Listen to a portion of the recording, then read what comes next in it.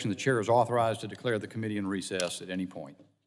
Today's hearing will examine the impact of the left-wing violence that is plaguing American communities and highlight how the Department of Homeland Security has the ability to do more to support state and local law enforcement to combat interstate threats such as left-wing violence.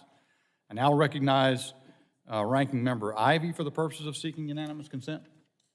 Thank you, Mr. Chair. Before I begin, I ask unanimous consent that Representative Goldman be permitted to sit with the committee and question today's witnesses. Without objection, so ordered. I now recognize myself for an opening statement. Good afternoon and welcome to this subcommittee hearing titled Mostly Peaceful, Countering Left-Wing Organized Violence. Today's hearing will examine the threat of organized left-wing violence and how the federal government and the Department of Homeland Security in particular can best help state and local law enforcement understand, anticipate, prepare for, and respond to these threats. Peaceful protests, robust debate, and civil dialogue are all essential to our democratic society. The subcommittee just reaffirmed that principle in a hearing inquiring into the Department of Homeland Security's troubling and dangerous venture into censorship of Americans' online expression, which some astute observers have termed the censorship laundering enterprise. However, another threat to free expression is the contemporaneous phenomenon of more and more left-wing violence, organized violence, that appears designed to co-opt and suppress open debate as well. Time and again across the nation, Americans have seen both episodic and in some cases sustained violence against people, especially law enforcement, and property damage from so-called anti-fascist and anarchist groups. But it often seems that of this, the federal government takes little notice. I anticipate that my Democrat colleagues will reply with the official line from all the security agencies that right-wing extremism represents the most lethal terroristic threat to the homeland. Certainly, that issue has received no lack of official attention. But this is not about grading extremism. Violence in public discourse is always unacceptable, no matter the ideology behind it. But mention left-wing violence and the prevarications begin. Some will claim that it's not that big a deal, or that Antifa is a myth. And we all remember state-aligned media's fervent effort to label fiery, violent rioting as, quote, mostly peaceful. Well, it's time that Congress take a closer look at what mostly peaceful looks like. Here's one of our witnesses, former collegiate swimmer, who found herself on the wrong end of a mob when she appeared at San Francisco State University last month to speak her mind about the state of women's sports. She was barricaded in a room for her own personal protection for several hours before finally being able to leave. Take a look at the mob Riley Gaines encountered.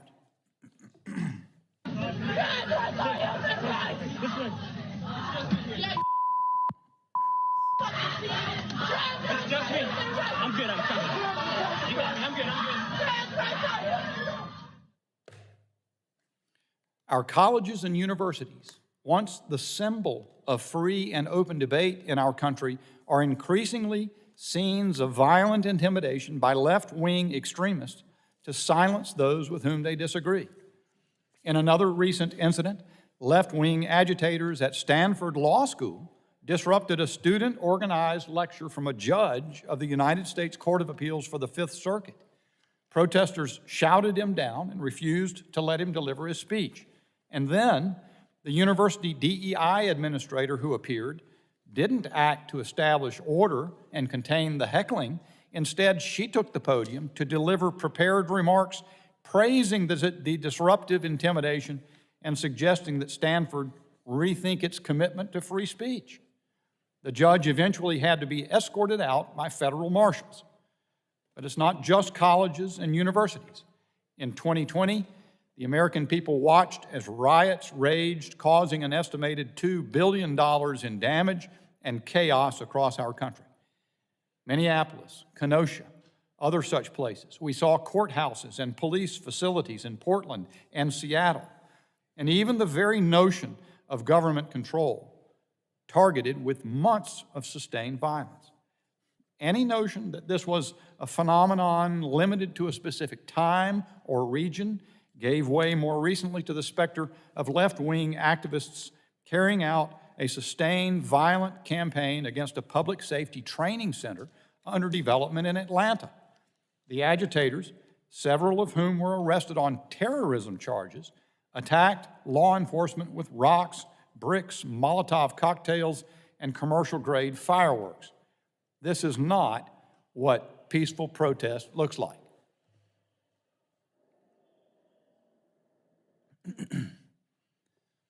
It's past time to recognize that these are not random or spontaneous outbursts of violence. Far from it. Self-styled anti-fascist and anarchist groups often exploit bona fide causes deliberately to organize and deploy street violence for political ends. They use sophisticated tactics to assault law enforcement officers, destroy property, and spread fear and disorder. They travel across the country to targeted locations to unleash their destructive rage. For example, 21 of the 23 people arrested in the Atlanta attack came from outside the state of Georgia. Just 2 were locals, including a lawyer employed by the Southern Poverty Law Center. These groups are sophisticated. They are well-trained and financed. They have extensive logistical support, and they are extremely clever in masking their activities. According to the FBI, groups like Antifa avoid traditional hierarchies and leadership structures. They prefer small cell activities tailored to specific events. Some use the opaque nature of groups like Antifa to excuse or to claim that Antifa is, quote, a false issue, unquote, or a myth. But the law enforcement personnel and journalists on the ground, including our witnesses, know that the threat is real. And the opaque and diffuse nature of groups like Antifa mean that local law enforcement often lack the insights they need to prepare for and counter destructive activities.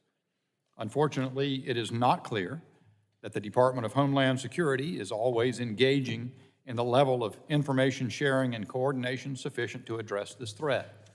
Part of the department's mission, after all, is to share timely and actionable information to enable state and local partners to keep their communities safe.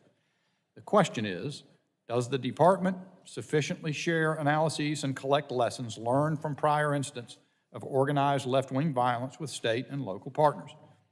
After all, you cannot address a threat you decline to define or acknowledge. So today's hearing is not about whether left or right-wing extremism is worse.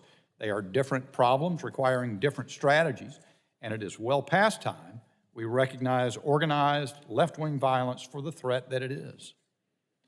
Earlier today, 2 other subcommittees on the Homeland Security Committee held a hearing about federal efforts to support state and local law enforcement. As we celebrate National Police Week, we on the committee are reminded of the importance of these federal and local partnerships. This afternoon, we're fortunate to have Scott Erickson, a former police officer, former high-ranking Homeland Security official, share with us his testimony on the tools and information local law enforcement needs from the federal government to help secure our communities.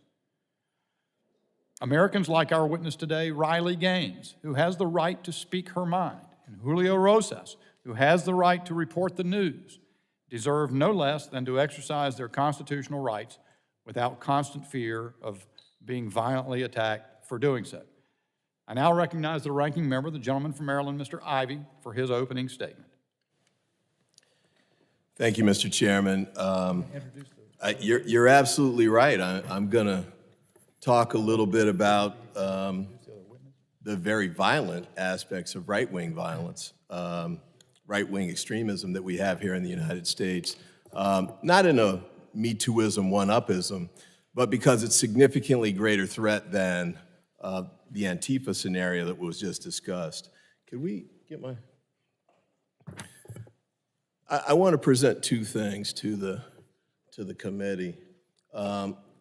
This chart, and we'll come back to it. I want to give the witnesses a chance to discuss it. But I believe it's the blue, shows left-wing extremism, and this is obviously 100%. These are killings and incidents. And and this is from 2013 to 2022.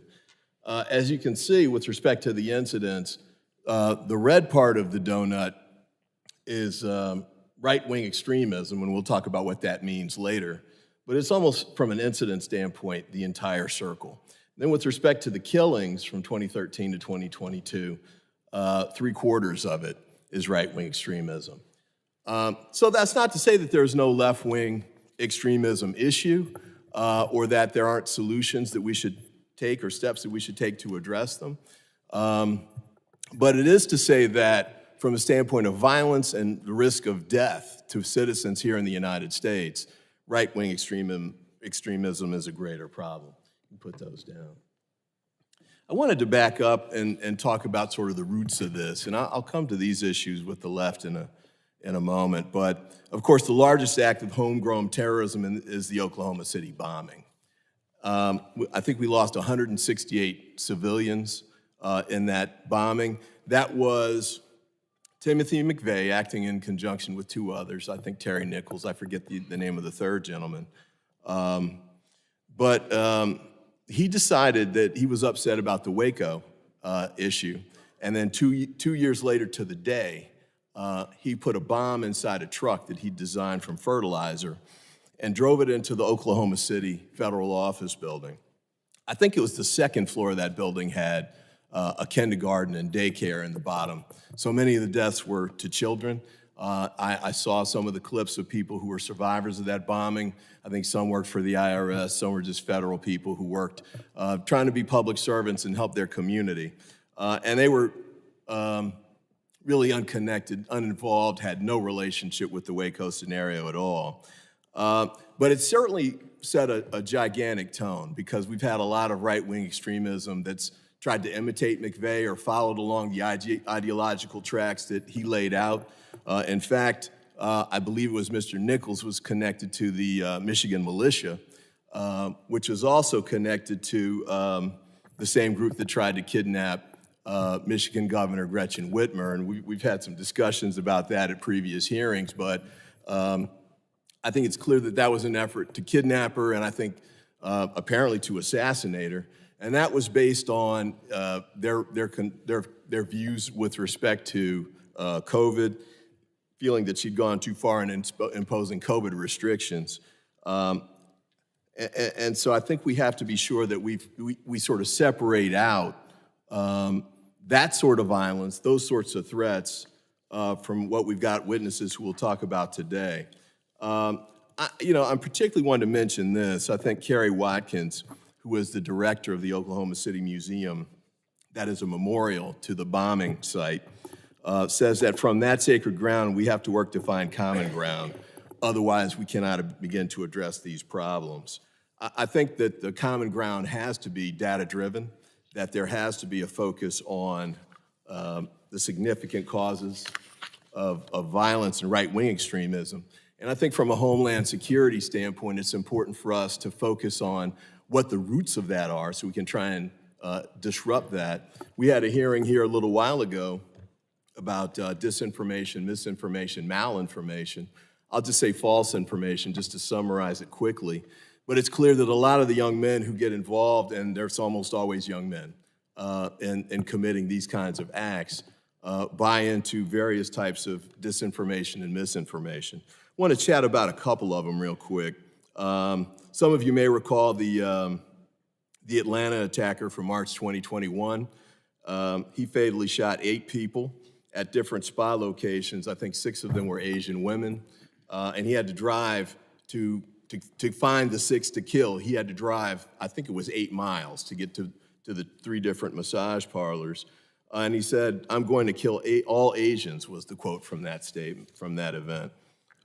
With respect to, I'll just do a couple of these instead of going through all of them because we don't have time, but El Paso, August 2019, the alleged attacker killed 23 people and injured numerous others using a recently purchased semi-automatic rifle.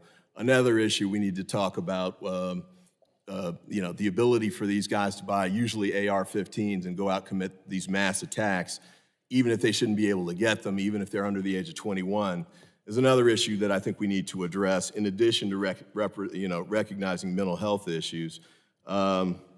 This guy expressed support for the attack on the mosque in Christchurch, New Zealand. Some of you may recall that that was another ideologically driven attack that spawned several others here in the United States. This guy said the response was to the, quote, Hispanic invasion of Texas, close quote. The manifesto encouraged others to conduct similar attacks and said the alleged attacker was a, quote, white nationalist, close quotes, trying to discourage Hispanic immigration to the United States. Let me skip ahead to a couple more. Charlottesville. I think we have a tape on Charlottesville. Can we play that?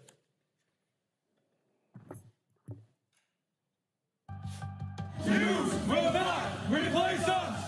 White lives matter! White lives matter! White lives matter!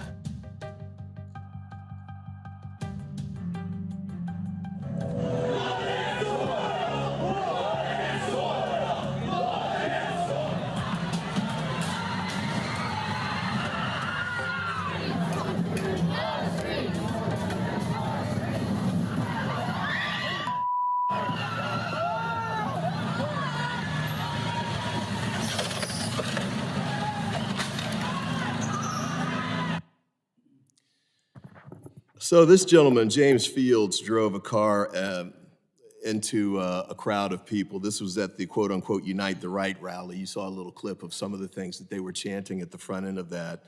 I gotta say, this was a wake-up call for me. When I first heard the chant, "The Jews will not replace us," I had no idea what they were talking about. In fact, I thought I was mishearing because I'd never heard the concept. But this is the replacement theory stuff. That animates many of these individuals who go out and commit these killings.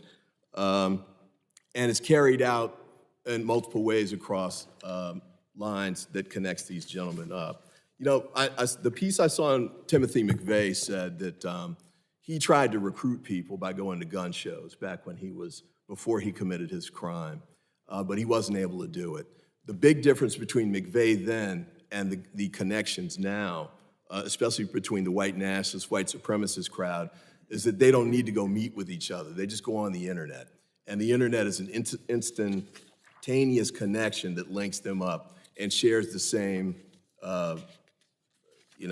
ideology that motivates a lot of this activity. I want to hit one last one of these before I stop, and then I'll make a quick comment going forward. But in doing research for this, I came across something I'd never heard of, but apparently is a very serious problem that I really think this committee should look at. It's called incel, and what that's short for involuntary celibacy.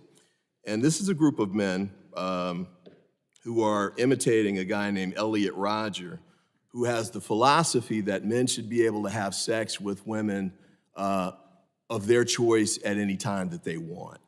And many times they go out and they've been killing people. This guy, Elliot Rodger, who spawned this, killed 6 people and attacked 14, stabbed 3 to death, and he also used an assault weapon as well. He tried to go to a sorority house near the University of California at Santa Barbara to try and target these women. The bottom line for me on this is that, and I think there's a good hearing that we need to have on this issue of ideological violence in the United States. I don't mean any offense to the witnesses at the table, but this isn't the group to do that with.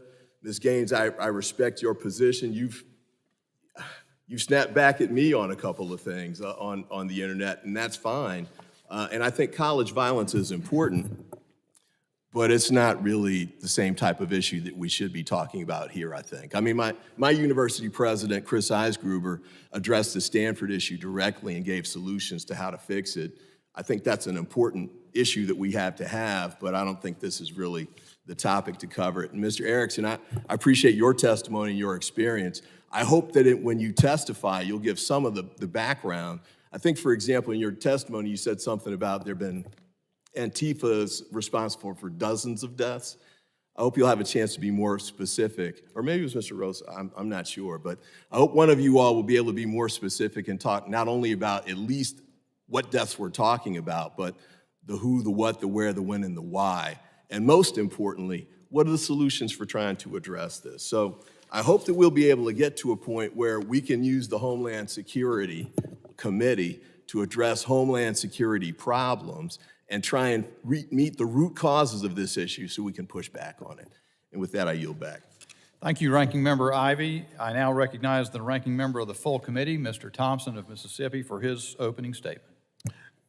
Thank you very much, Mr. Chairman, and I welcome our panel of witnesses today.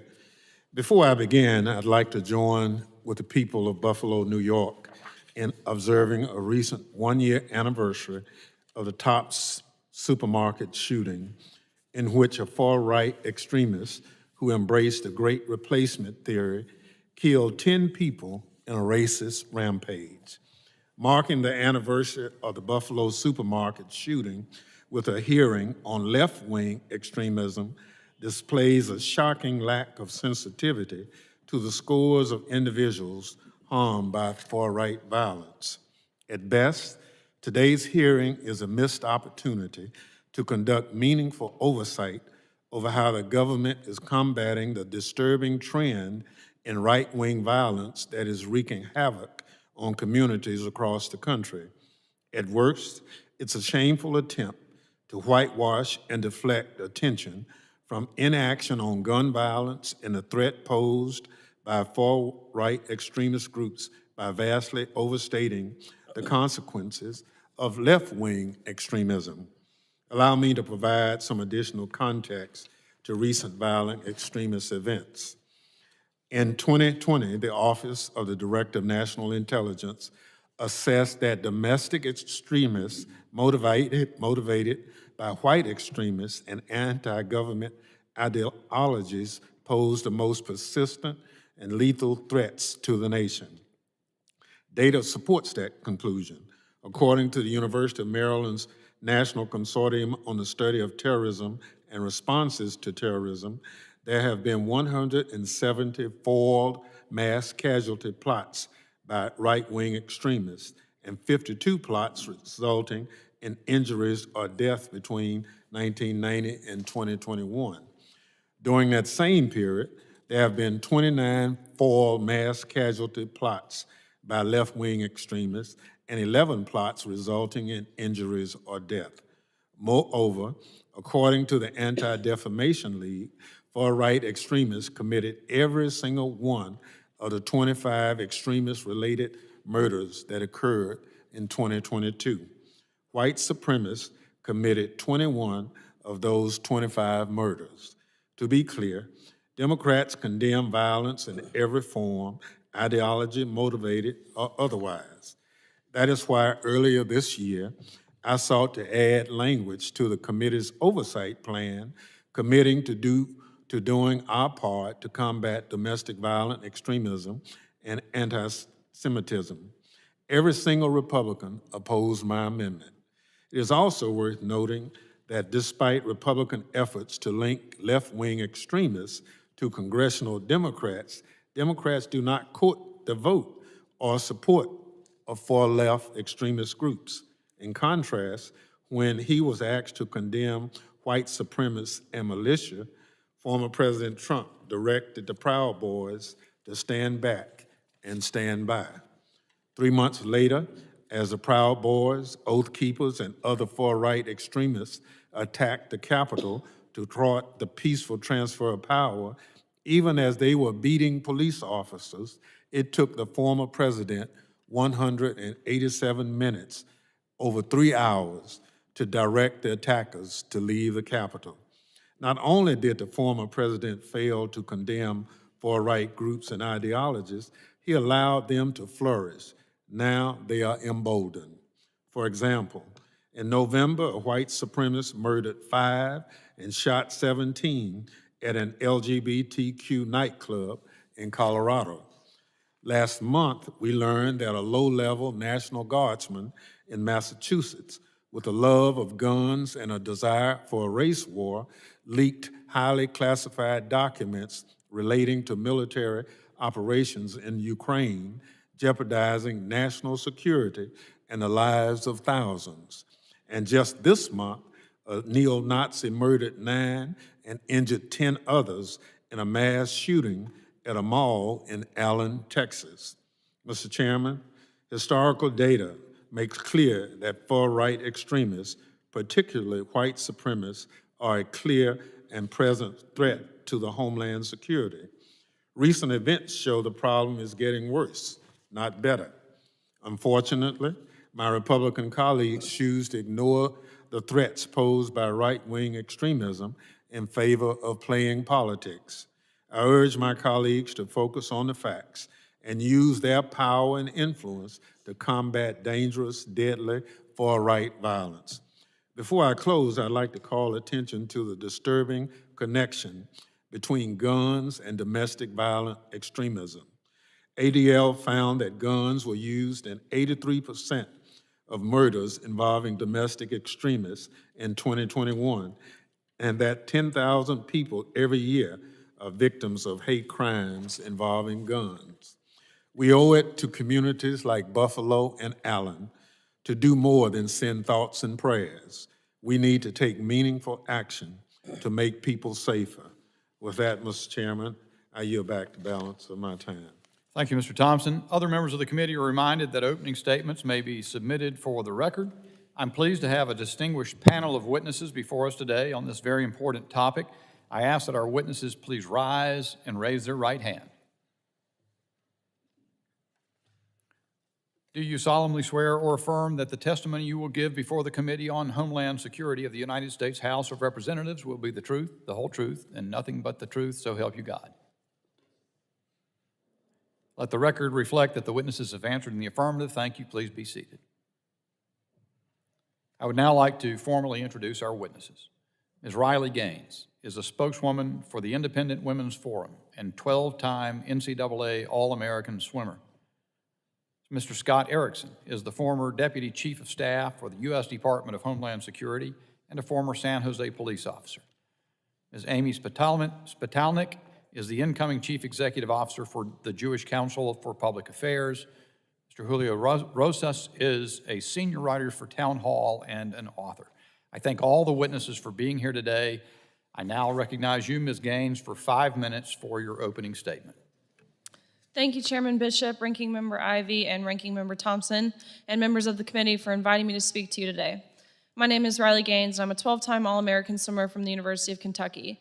Competing in the women's division of the 2022 NCAA championships, myself and my teammates and competitors around the country were required to compete and share a locker room with Leah Thomas, a biological male who competed on the men's team at University of Pennsylvania as Will Thomas the 3 years prior.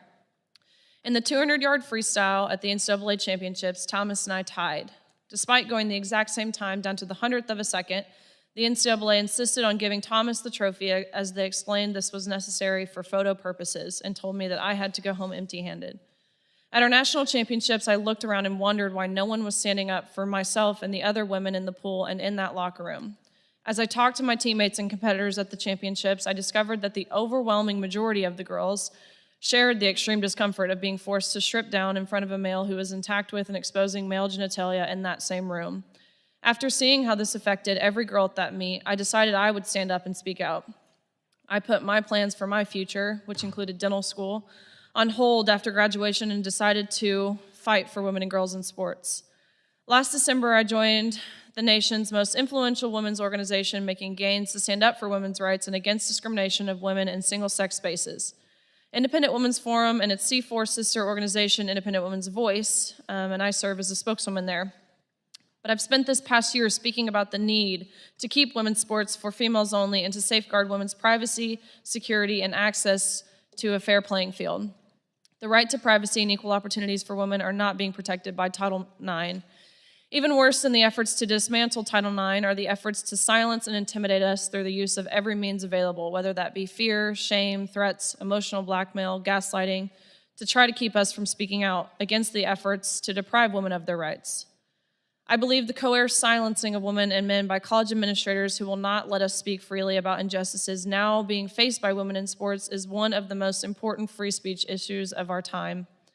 Seeing how universities were not allowing students to truthfully consider all perspectives, I found it necessary to travel to colleges all over the country to share my experience surrounding the injustices being faced by women in sports and the systemic attempt to erase women as a whole. On April 6th of 2023, I traveled to San Francisco State University to speak to a campus group on the right of women to compete on a level playing field in sport.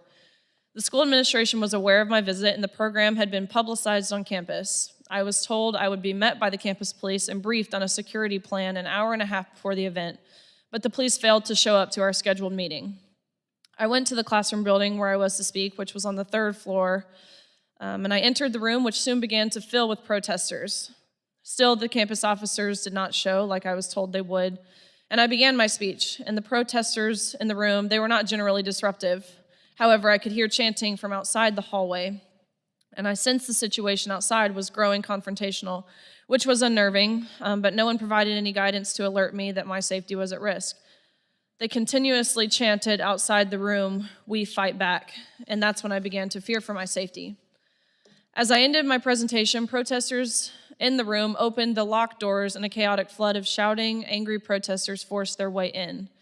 They rushed at me with fists raised, most shouting, and angry faces coming around me.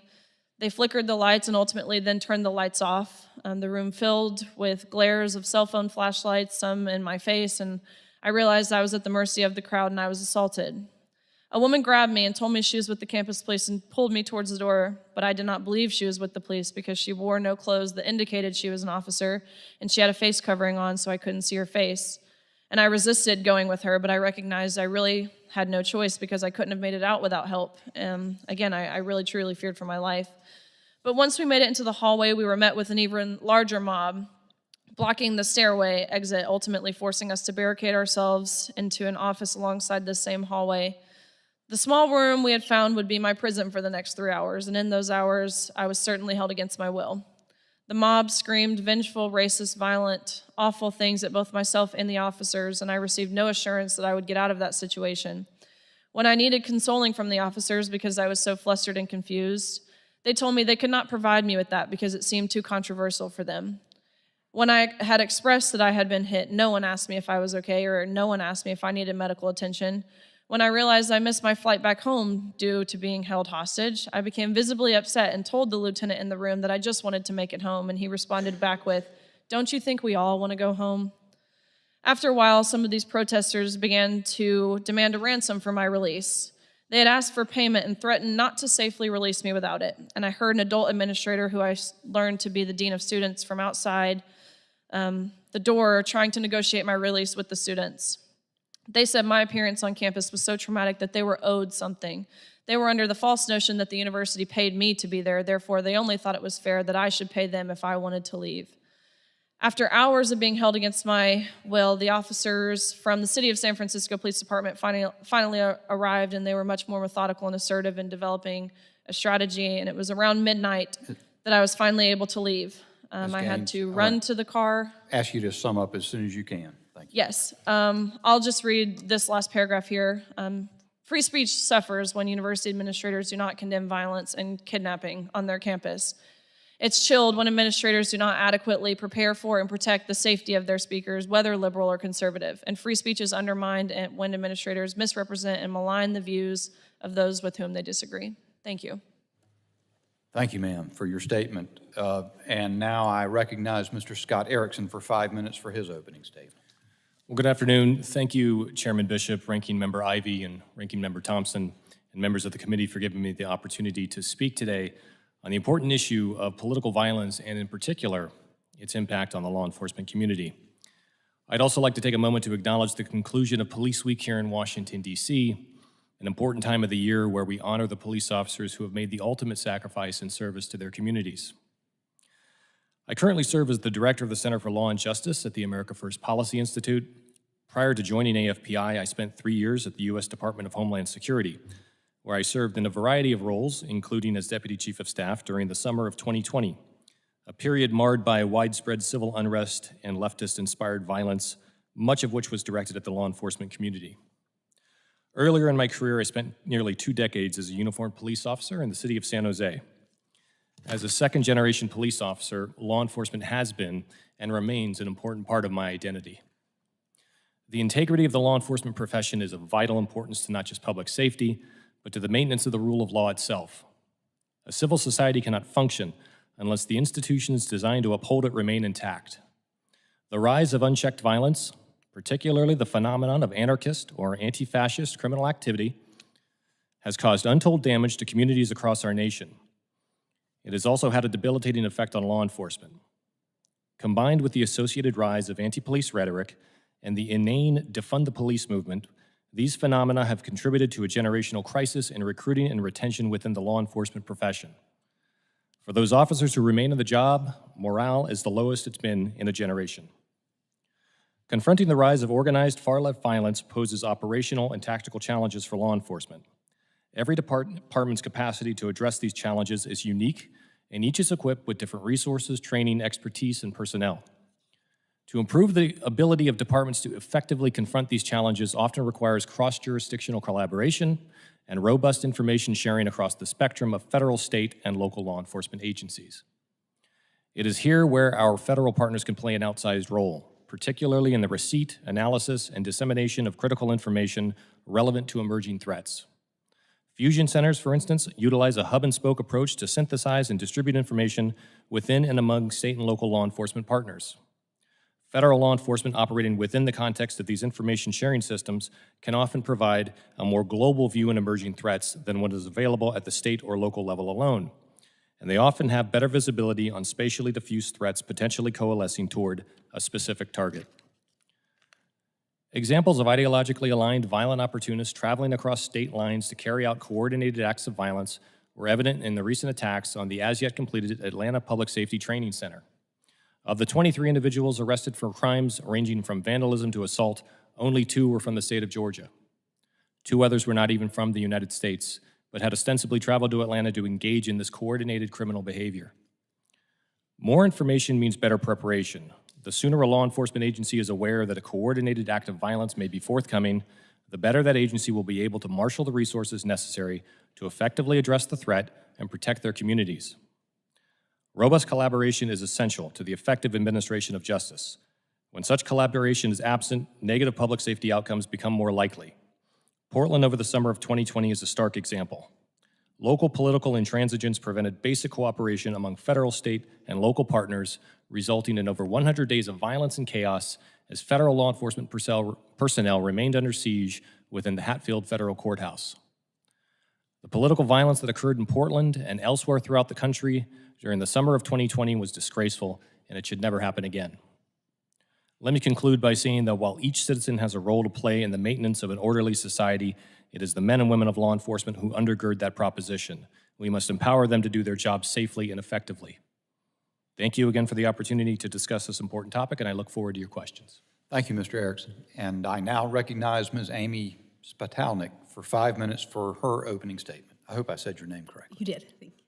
Thank you, Chairman Bishop, Ranking Members Ivey and Thompson, members of the committee. I'm grateful to be here today.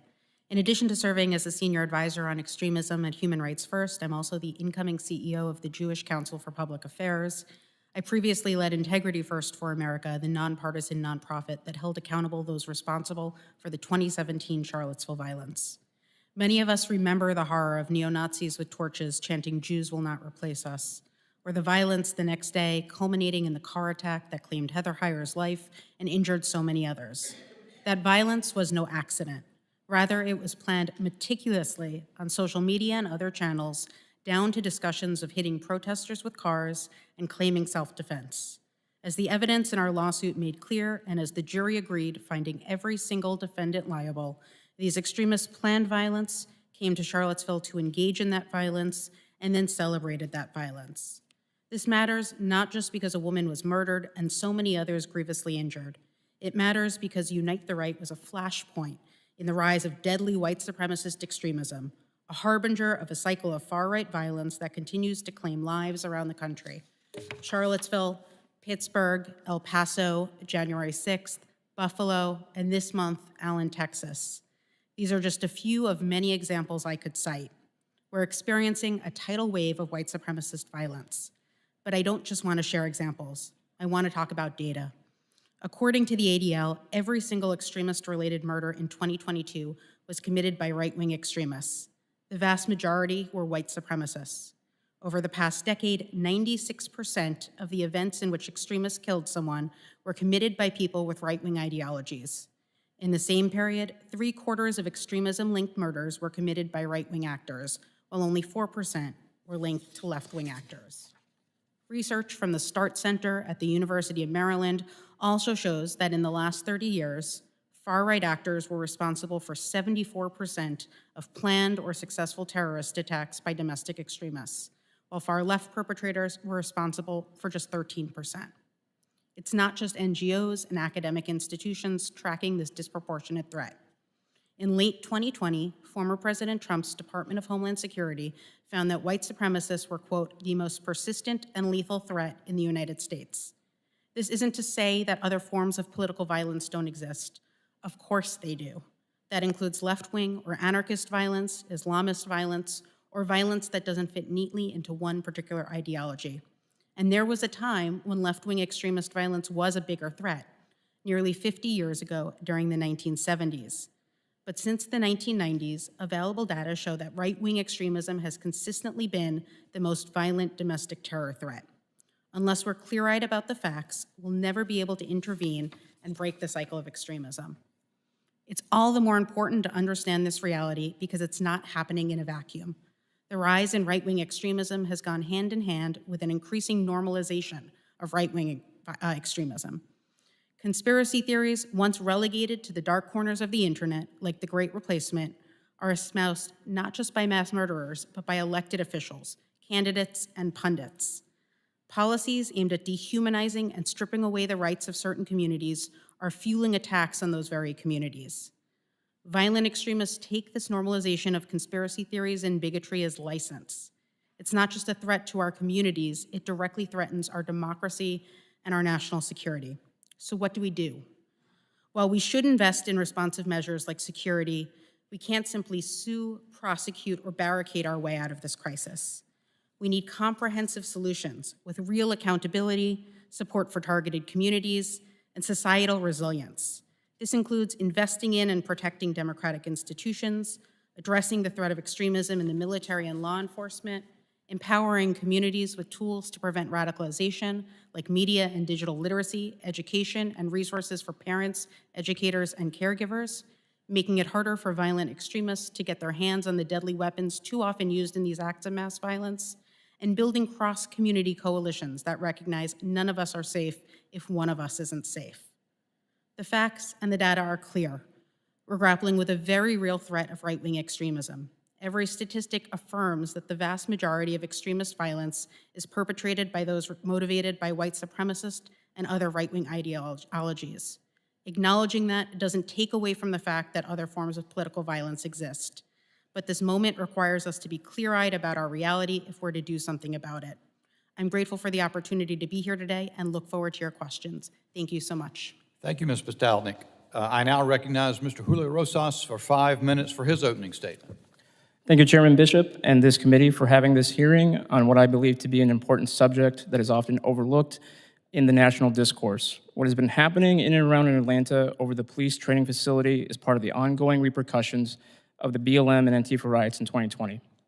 In my capacity as the senior writer for Town Hall, I covered many of these BLM and Antifa riots firsthand, and I can tell you that these were very destructive events, not just in the moment and to the cities in which they occurred, but also to our nation's overall approach to law and order. During that chaotic time in our country's history, the same story repeated itself. The far left organized to attack not only police officers, but also neighborhoods and innocent bystanders, many of whom were minorities.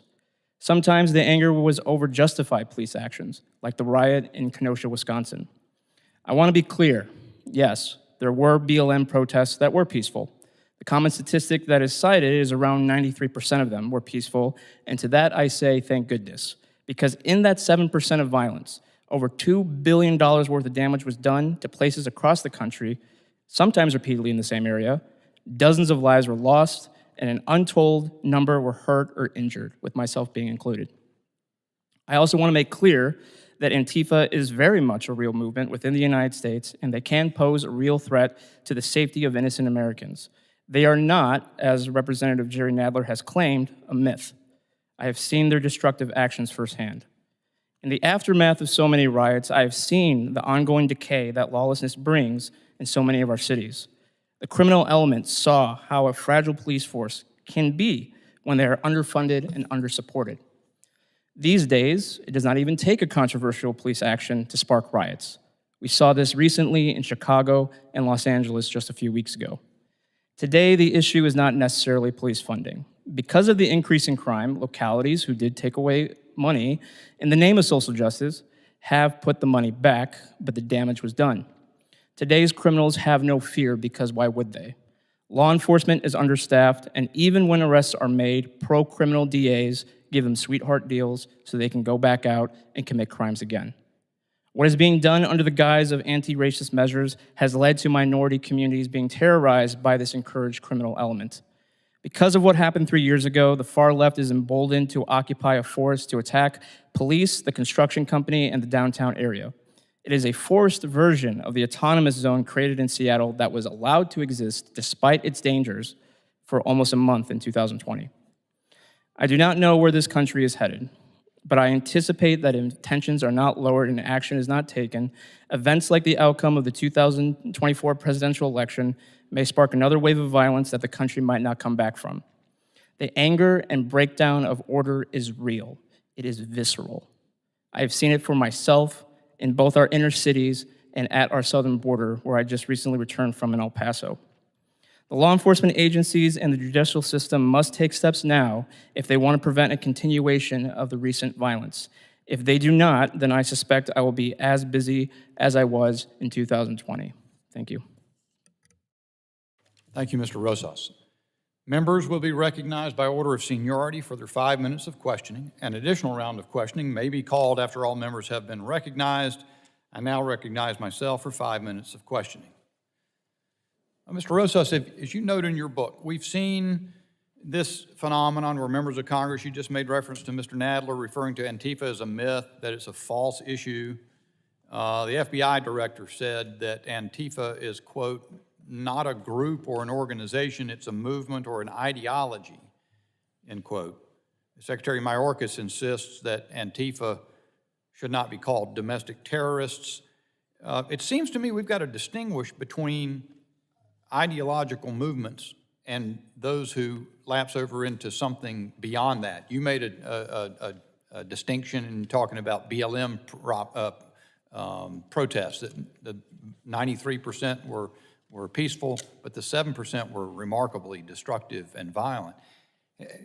Speak to that. Isn't it important for all of us to draw those distinctions clearly and not slough them over, not blur them? Yeah, absolutely. Just because, Antifa is, they have, as you mentioned, they very much operate on a decentralized, small unit level, and that's on purpose so that local law enforcement has a harder time trying to take action and take it down, because if they take down one cell, there's another one in the same area, particularly Portland and the Pacific Northwest. There's even some here in the DC area.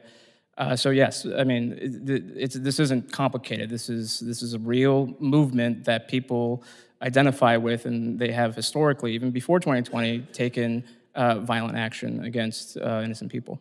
So as best I've been able to see, Antifa in particular, and the just observations I've made, they are organized around the notion of violent protest.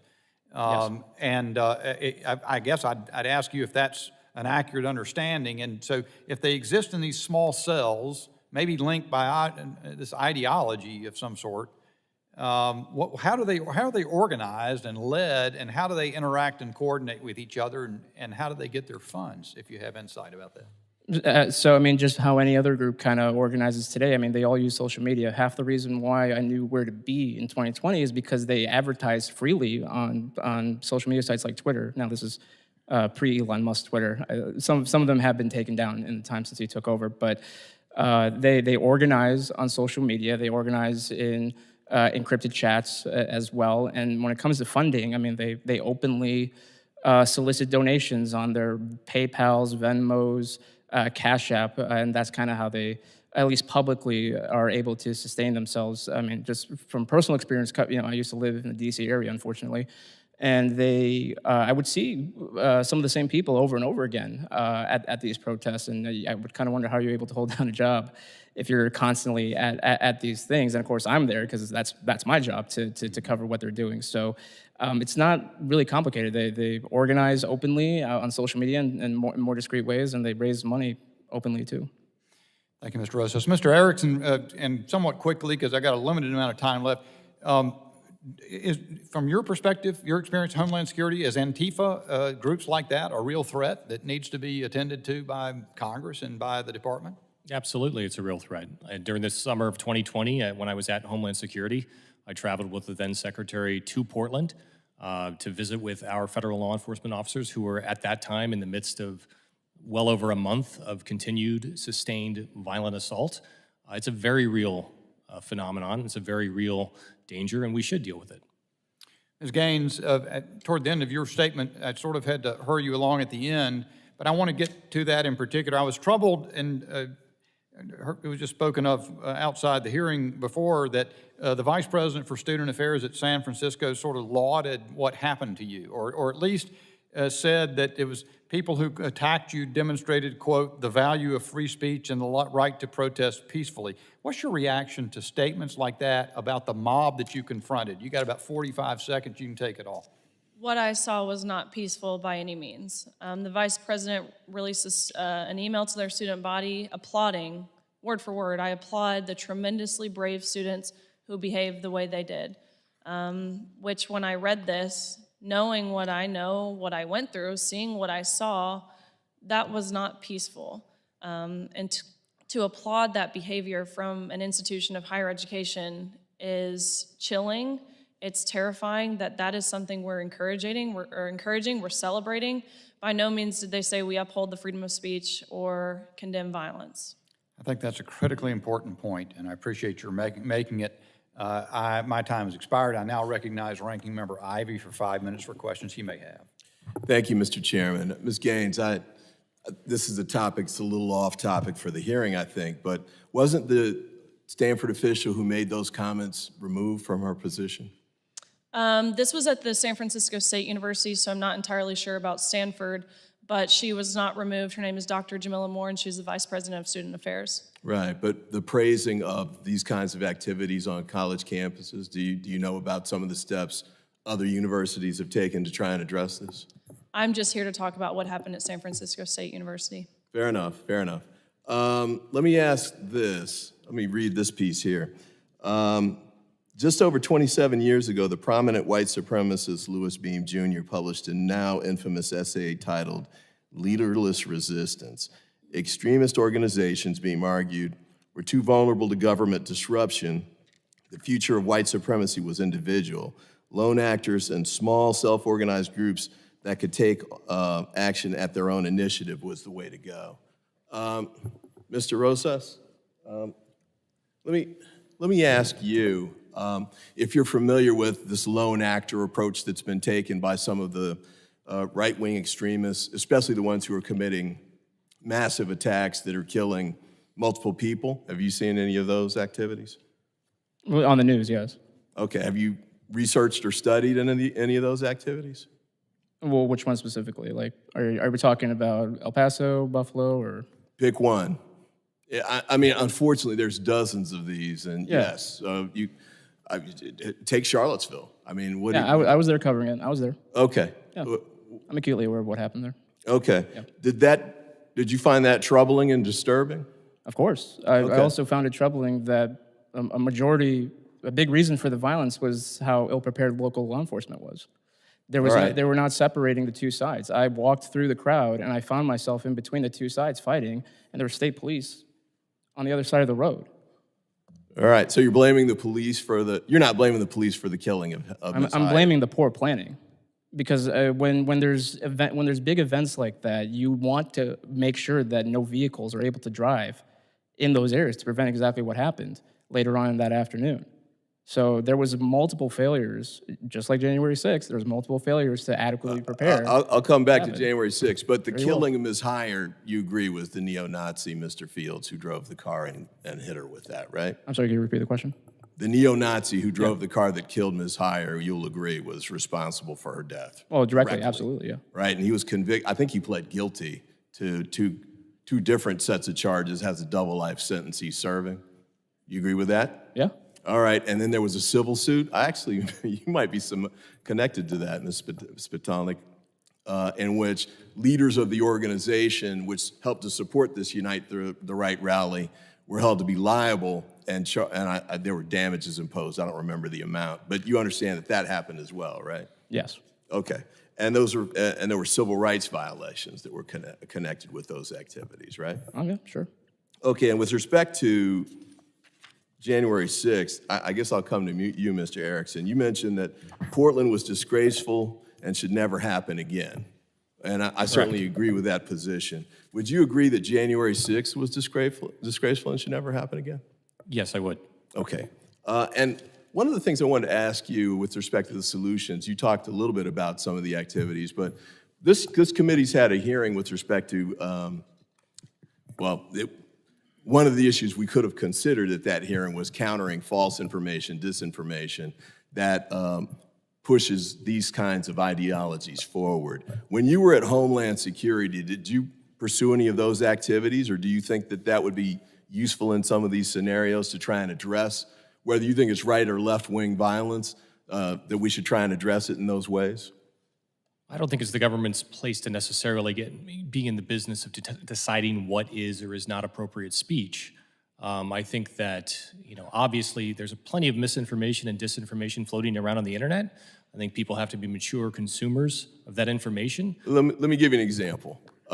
It's a little off topic for this, but false allegations about active shooters at elementary schools and communities. We now have a scenario where people, rather than pulling the fire alarm for whatever reason, now are making calls saying there's an active shooter at elementary school X, even though there isn't one. Would you agree that that's something that the government should take steps to respond to and denounce so that parents don't go crazy, police don't go down with weapons drawn and accidentally shoot somebody, teachers don't freak out? Do you think that would be appropriate to address that kind of misinformation? Of course. Okay, my time has expired. I yield back. Gentleman yields back. Thank you. And I now recognize the ranking member of the full committee, Mr. Thompson, for his 5 minutes of questioning. Thank you very much. Mr. Erickson, what was your position at DHS? I held a number of positions. I was there from February of 2018 until January of 2021. So I was the law enforcement advisor in the Office of Partnerships and Engagement. I was law enforcement counselor to 3 secretaries. I was deputy chief of staff and very briefly acting chief of staff at the end. So are you familiar with the data produced by DHS relative to domestic terrorism? It depends what data you're speaking of. The Office of Intelligence and Analysis publishes an annual report on domestic terrorism.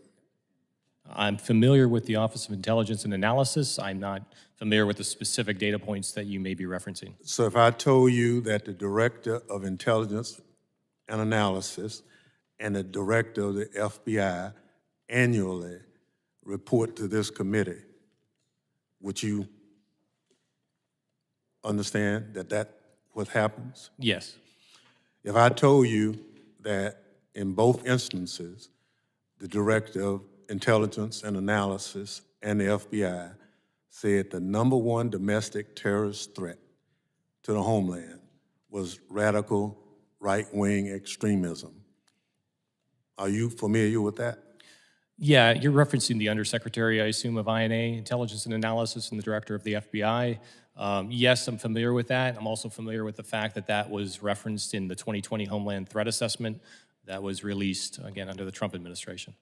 So the #1 threat to the homeland is radical right-wing domestic terrorism. Well, I mean, if you're saying what's the #1 threat to the homeland, I would say that the 100,000 lives lost to opioids, largely fueled by the fentanyl. Well, that's affecting the homeland. Now, based on the testimony and in that report, will you, since you are familiar with it, just repeat for the committee what those 2 individuals said? If you're speaking about domestic terror threat, then that, Yes. yes, what you said is accurate. It is correct, right? So, Correct. and the data says that radical right-wing domestic terrorism is the #1 threat to the homeland.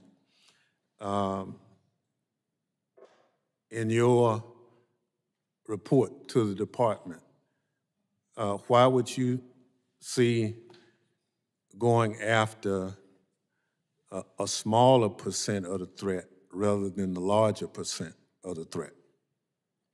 I'm sorry, which report? My report to the? No, no, the same report I just asked you about. Okay, why are we discussing left-wing domestic Well, terrorism? you never mentioned right wing.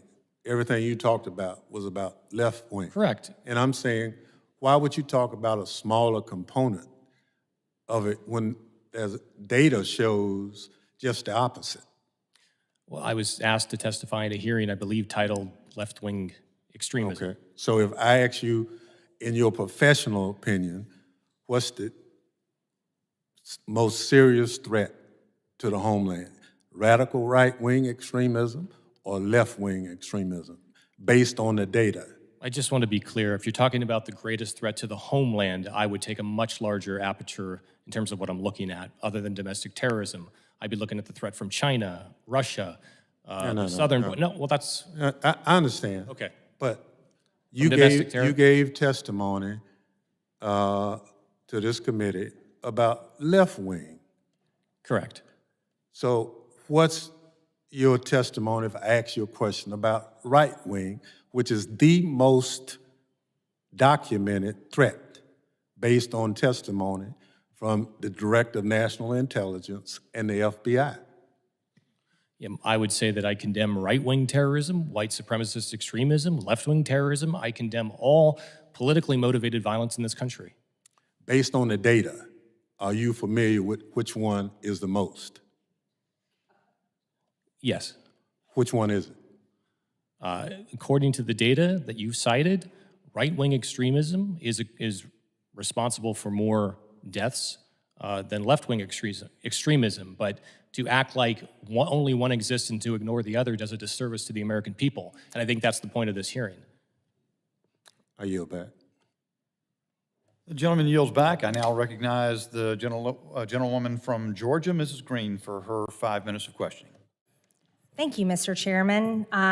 First of all, Riley, I want to thank you for being here today, and I want to recognize that you are a hero and a champion to women and little girls all over the country. And your bravery and courage is admired not only by little girls and women, but by Americans all over. And this goes across the political divide. I think you probably had no idea all the years you spent training in the pool, working out, you had no idea, earning your college scholarship, competing in the sport, women's sport, by the way, that you trained to compete in. You had no idea that you'd be sitting in a committee before Congress about left-wing organized violence. But here you are today. And I think that all started with having to compete with a man who's 6'1", named William Thomas, a biological male that invaded your sport, invaded your privacy, and came in to defeat, demoralize, and completely destroy the sport that you love. And so, number one, I want to recognize that, and I want to thank you. I'd also like to ask you a question here. You said, and this is in your testimony, you said that you were threatened, intimidated, assaulted, and held hostage. And I'd like to just give you a minute to go ahead and expand on that when you weren't able to finish. And please expand on that. Right. I know you guys saw a brief snippet of what I saw for hours. So I'll kind of expand on kind of what was being yelled and said to me to elaborate on why I'm here on behalf of condemning violence. In this room where I was held hostage and essentially held for ransom, actually not essentially, I was held for ransom, The protesters from outside the room were yelling at the officers who were on the outside of the door protecting me, "You're only protecting her because she's a white girl." And of course, these officers then were terrified. They were terrified to do their job because who wants to be accused of that accusation? They were yelling things such as, "You shouldn't have came here. You knew this was going to happen. You were asking for this. Open that door and let us at her and we'll handle her. She doesn't get to go home safely. She doesn't Miss deserve to go Gaines, home to her family." you were there that day. What was the topic you were speaking on? That is, let me reiterate what I was there speaking on. I was there speaking on behalf of protecting women's sports. My speech consisted of, I probably spoke for 45 minutes, to which I opened it up for question and answers afterwards, encouraging, I actually only opened it to opposing questions because I wanted to have this conversation, not because I want controversy, but because I want to have that open dialogue. I think that's how we create solutions. My speech consisted of, I of course talk about what it means to be a female athlete, the amount of training, the dedication, the sacrifices that you have to give to compete at the level I was competing at. That national championships is the fastest meet in the entire world. I talked about what that experience looked like. I talked about the locker room. I talked about the silencing, the very real silencing that we dealt with because of our universities. And of course— And Ms. Gaines, may I ask you, any of the people that threatened your life, your safety, kidnapped you and held you hostage in that room that day, were any of those right-wing extremists? No. The people who were in the room for the speech portion, it was about 50% protesters versus 50% supporters. But of course, the aftermath of really the ambush, again, I can't tell you every single one of their political affiliation, but I can almost certainly say that there were no right-leaning protesters in that room. Okay, I want to point out, because there's been a lot lost here.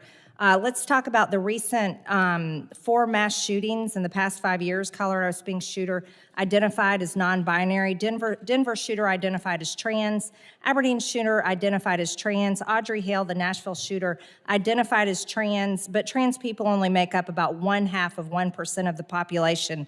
Just recently, there was a Trans Day of Vengeance, which is definitely not right-wing extremism or violence. This looks terrifying, and it's definitely from the left, because on the right, I can assure you we believe in 2 genders. It's male and female, and we support Title IX women's sports. You, Riley Gaines, and any other female athlete that wants biological men to stay out of their sports dressing rooms and women's privacy areas. This is what left-wing extremism and violence stems from, is the movement that wants to use trans terrorism against Americans, violating the whole idea of biological science, that there's 2 genders, and that children should not be coerced and brainwashed into this sick ideology. Thank you, Mr. Chairman. I yield back. The gentlelady yields back, and I now recognize Dr. Tanadar of Michigan for his 5 minutes of questioning. Thank you, Mr. Chair. I ask unanimous consent to enter into the record the Trump administration's Homeland Threat Assessment that says that among domestic violent extremists, white supremacist extremists will remain the most persistent and lethal threat in the homeland. Without objection, so ordered. Thank you, Mr. Chairman. When we look at political violence, we must make a distinction between violence against people versus violence against property. As Ranking Member Ivey has pointed out, right-wing violence has been far deadlier than left-wing violence. Mr. Chairman, I would like to read the names of just a handful of recent victims of right-wing political violence. Again, these are names of men, women, and children, neighbors, nieces, and nephews grandmas and grandpas who were killed by right-wing violence. Less than 2 weeks ago, on May 6th in Allen, Texas, a shooter wearing a vest reading "Right-Wing Death Squad" killed Daniel and Sofia Mendoza, age 11 and 8. Aishwarya Thatikonda, age 26. Christian Lacour, age 20.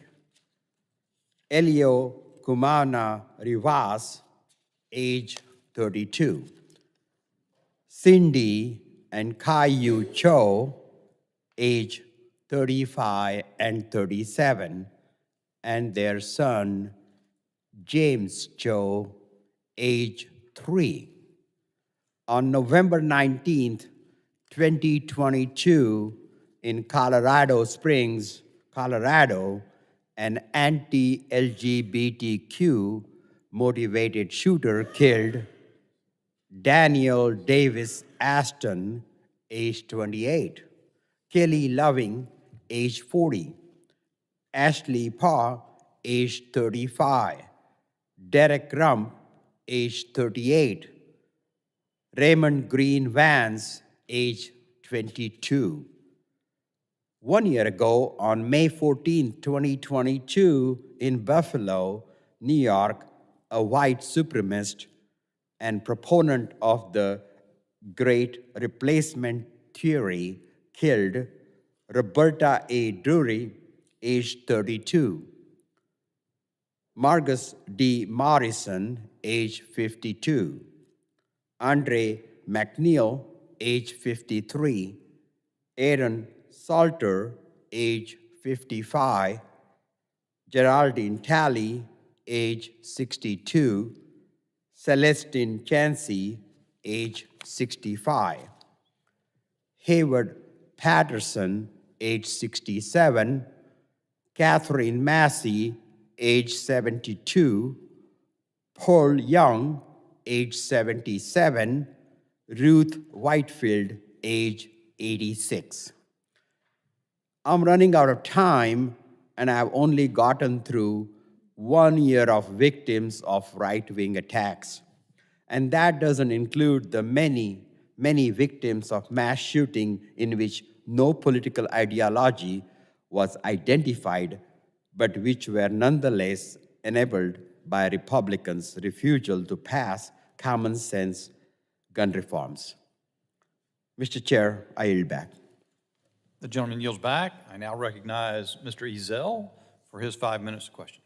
Thank you, Mr. Chairman. Ms. Gaines, I want to thank you for your willingness to testify and your bravery for standing up for women. One thing I'd like to say as a 42-year law enforcement professional, a sheriff, a police chief, a detective, one of the hardest things it is to get these days is to get a person that is willing to testify and to stand up and tell the truth. In your testimony, you described how you were attacked for telling your side of the story. What kind of message does this send to the young women who might be afraid of speaking up? This is something just based off the conversations I've had with girls. I know I briefly mentioned it in my testimony, but the overwhelming majority of those girls who were specifically at that NCAA championships where we raced with Leah Thomas, who's of course a biological male, the overwhelming majority of us girls felt so uncomfortable. We felt betrayed. We felt belittled. It's of course in the locker room especially, it's awkward, it's embarrassing. It's this feeling of, the best word to describe it is traumatic. No one protected us. No one stood up for us. And so that's exactly why I'm doing what I'm doing. Again, I was totally thrusted into this position. This is never something I wanted. It's still not something I want to be doing, yet I find it necessary.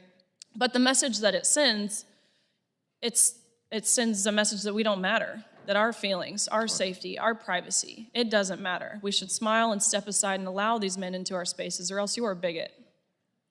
I want you to describe to this committee, I was reading in the second paragraph, where, and I'm just going to read it, I discovered that the overwhelming majority of the girls shared extreme discomfort being forced to strip down in front of a male who was intact with and exposing male genitalia in the same room.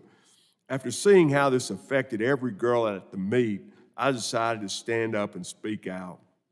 I resolved to do everything I could to ensure that no other girls feel alone in the fight for their right to compete on a level playing field. Describe that locker room experience to this committee, please. First of all, we were not forewarned we would be sharing a changing space. No one told us, no one asked for our consent. We did not give our consent to undress in front of a male. Yet the only time we became aware of this was when it was presented in front of us and it was too late.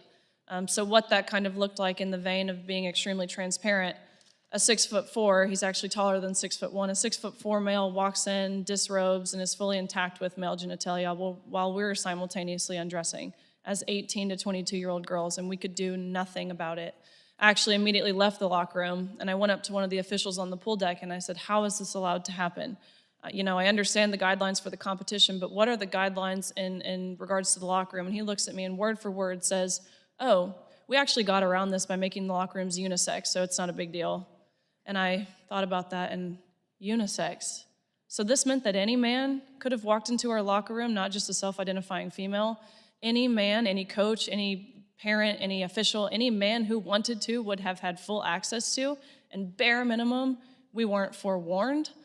And actually, Leah Thomas's teammates who dealt with this every single day all year, when they expressed their discomfort to their administration and they sent an email, and I swear I have a screenshot of their response, their administration responded back with, if you feel uncomfortable seeing male genitalia, here's some counseling resources that you should seek.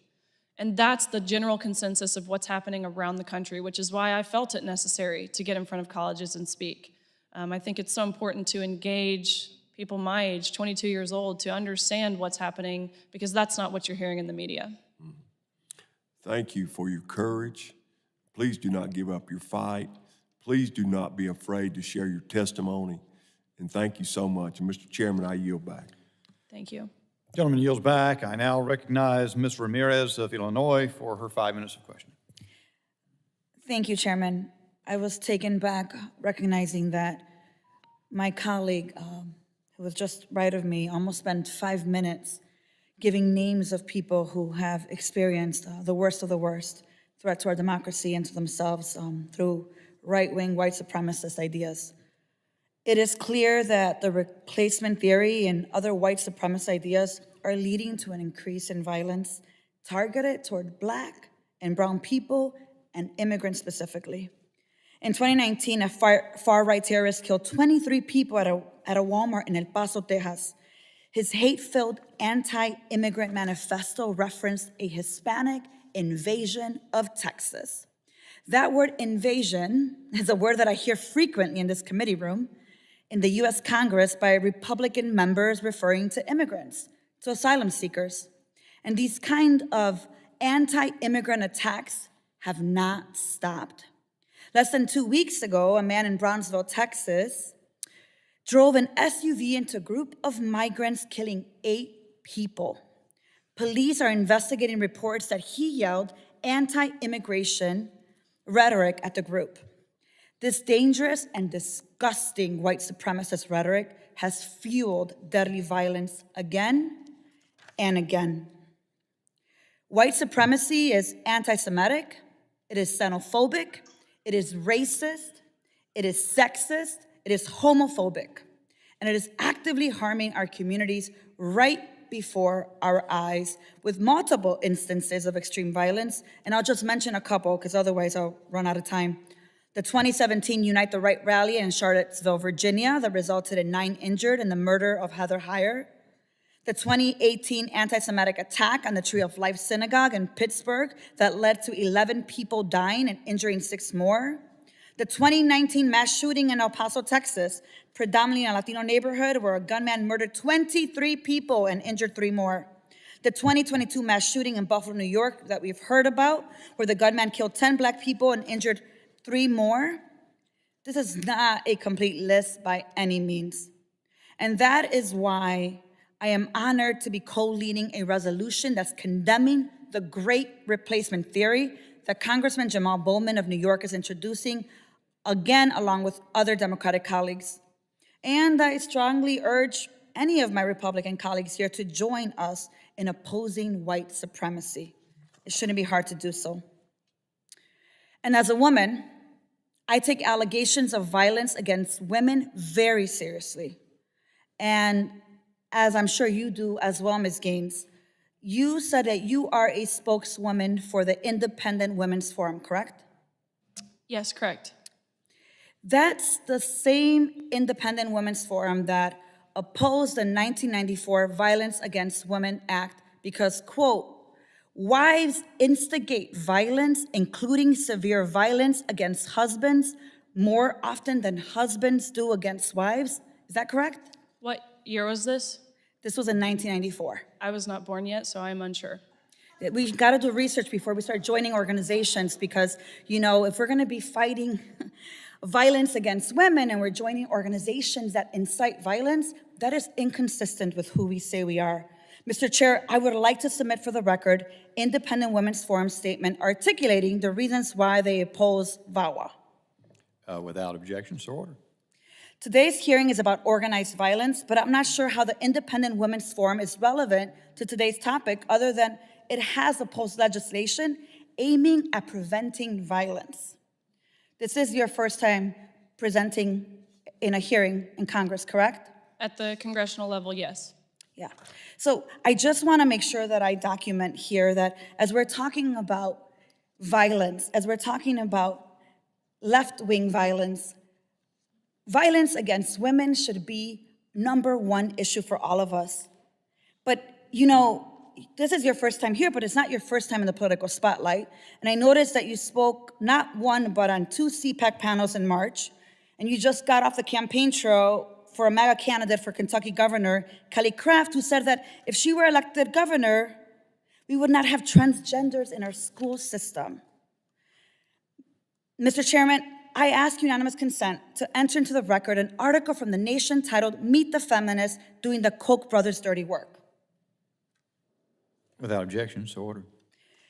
Mr. Chairman, I also ask unanimous consent to enter into the record a press release regarding a UCLA School of Law study titled "Transgendered People Are Over 4 times More Likely Than Cisgender People to Be Victims of Violent Crime. While they are 1%, they are 4 times more." Without objection, so ordered. The gentlelady's time has expired. Thank you, Chairman. I yield back. I recognize Mr. Strong for his 5 minutes of questioning. And before he begins, I'd like to remind all members that the witnesses are the guests of the committee and to maintain the decorum of the committee during questioning of the witnesses. Thank you, Mr. Chairman. Mr. Erickson, based on your experience in both DHS leadership and local law enforcement, what type of DHS assistance would be helpful to local law enforcement in dealing with extreme left-wing violence? Well, you know, as I'm sure you're aware, the DHS's INA is the only statutorily mandated member of the intelligence community that is required to share information with state and local partners, and that's really the crux of where they can be most helpful. It's sharing articulable, specific, and actionable intelligence to state and local partners so that they can actually make use of that intel. Thank you. Have you heard from local law enforcement who have dealt with extreme left-wing violence about assistance that would help and be helpful to them to deal with this? Well, again, it really boils down to the nature of the intelligence that's being shared downstream. It has to be tailored to the consumer, in this case, the state or local law enforcement agency. So the more specific, the more detailed in nature that the information or intelligence can be, the more that the receiving agency can make use of it. Thank you. There have been many comments and questions from my colleagues across the aisle focusing on right-wing violence and domestic extremism. In your opinion, should the political beliefs of a group inform DHS's decision to take action against violence, or should extremism be addressed consistently? It should be addressed consistently. Thank you. Mr. Rosas, in your time on the ground reporting on violent incidents, have you heard from police or other first responders regarding the challenges they face dealing with extreme left-wing violence? Yes, because part of the problem is that a lot of people that show up at these violent events when it comes to the far left, they're not from the local area, so sometimes, I mean, they're not even aware that they're supposed to be on the lookout for these types of people. I mean, here with the recent case in Atlanta, I mean, we had people from Canada and France, right? So, I mean, that's like a DHS level Thank you. type thing. Do you have an opinion on what types of resources may be helpful for them? I mean, it's kind of similar with a lot. You know, a lot has been talked about with gun violence. A lot of it just needs to. I mean, we don't need anything particularly new. We just need laws to be enforced. When people are attacking private property or individuals, you arrest them and you charge them and you go through the court system. I mean, in Portland, what was it? The local DA office dropped over 80% of the cases that were brought to them. So, you know, so they were able to go out and continue that again and again. So it's not that we need anything new. It's just similar with gun control laws. We just need to enforce the ones on the books as opposed to trying to, we do that first before we look at other solutions. Thank you. As someone who is deeply familiar with the groups like Antifa and the threats they present, what can we in Congress be doing to help confront those threats?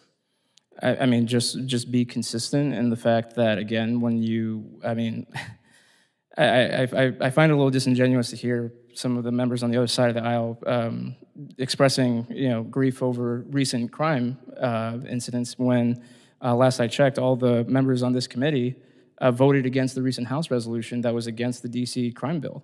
Thank you, Mr. Rosa. Mr. Chairman, I yield back a minute and 45 seconds. So if you're yielding that to me, is that correct? Not back to the chair?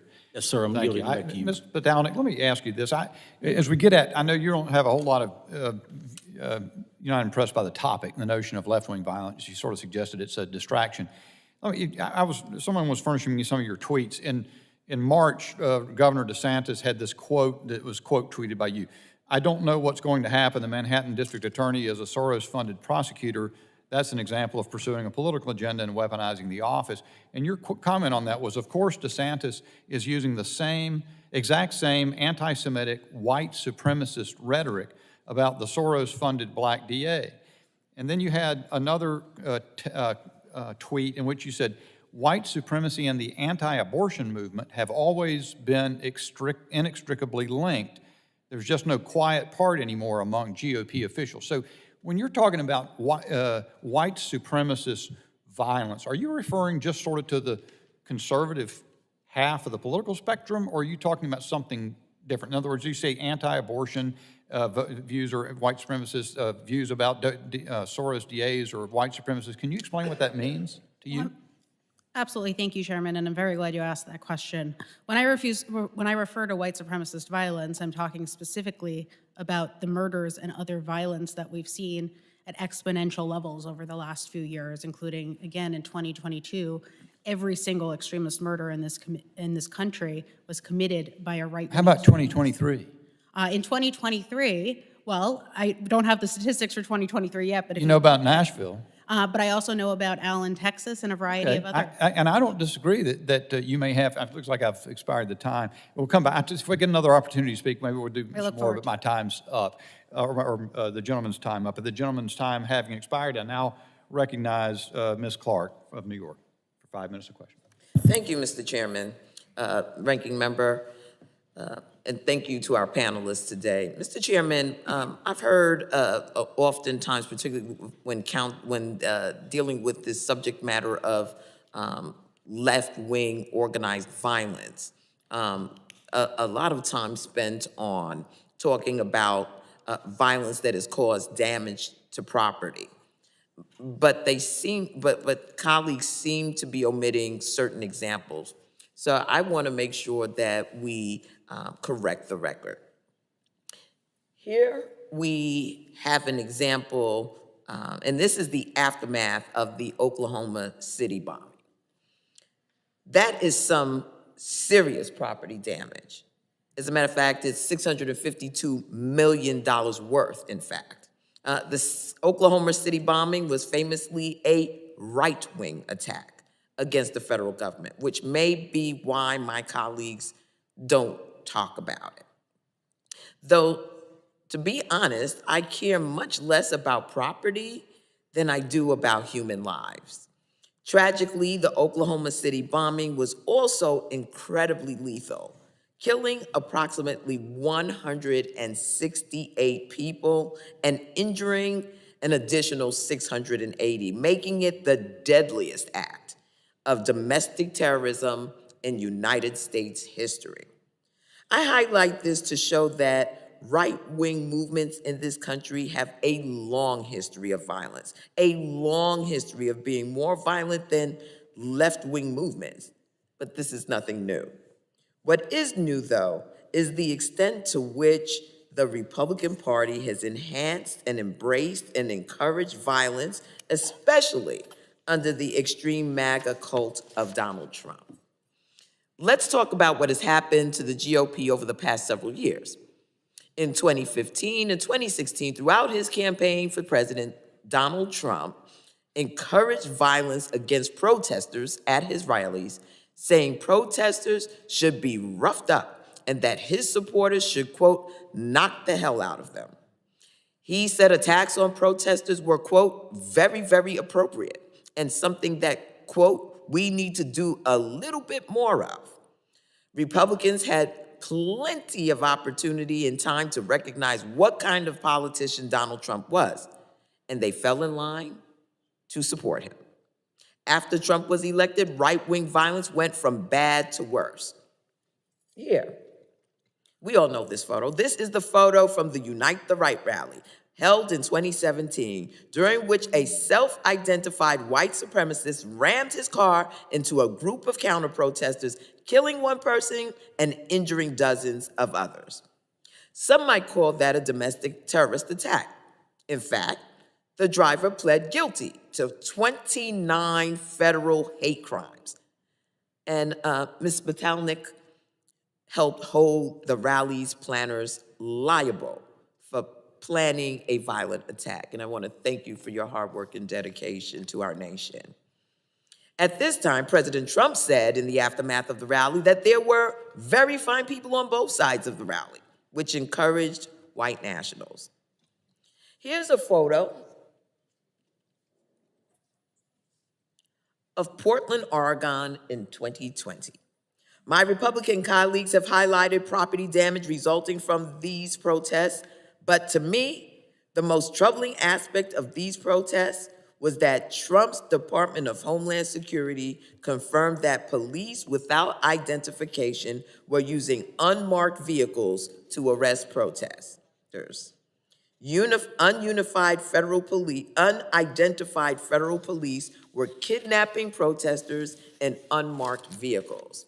And the Trump administration's actions in responding to these protests encouraged vigilante justice, chaos, and violence, not law and order.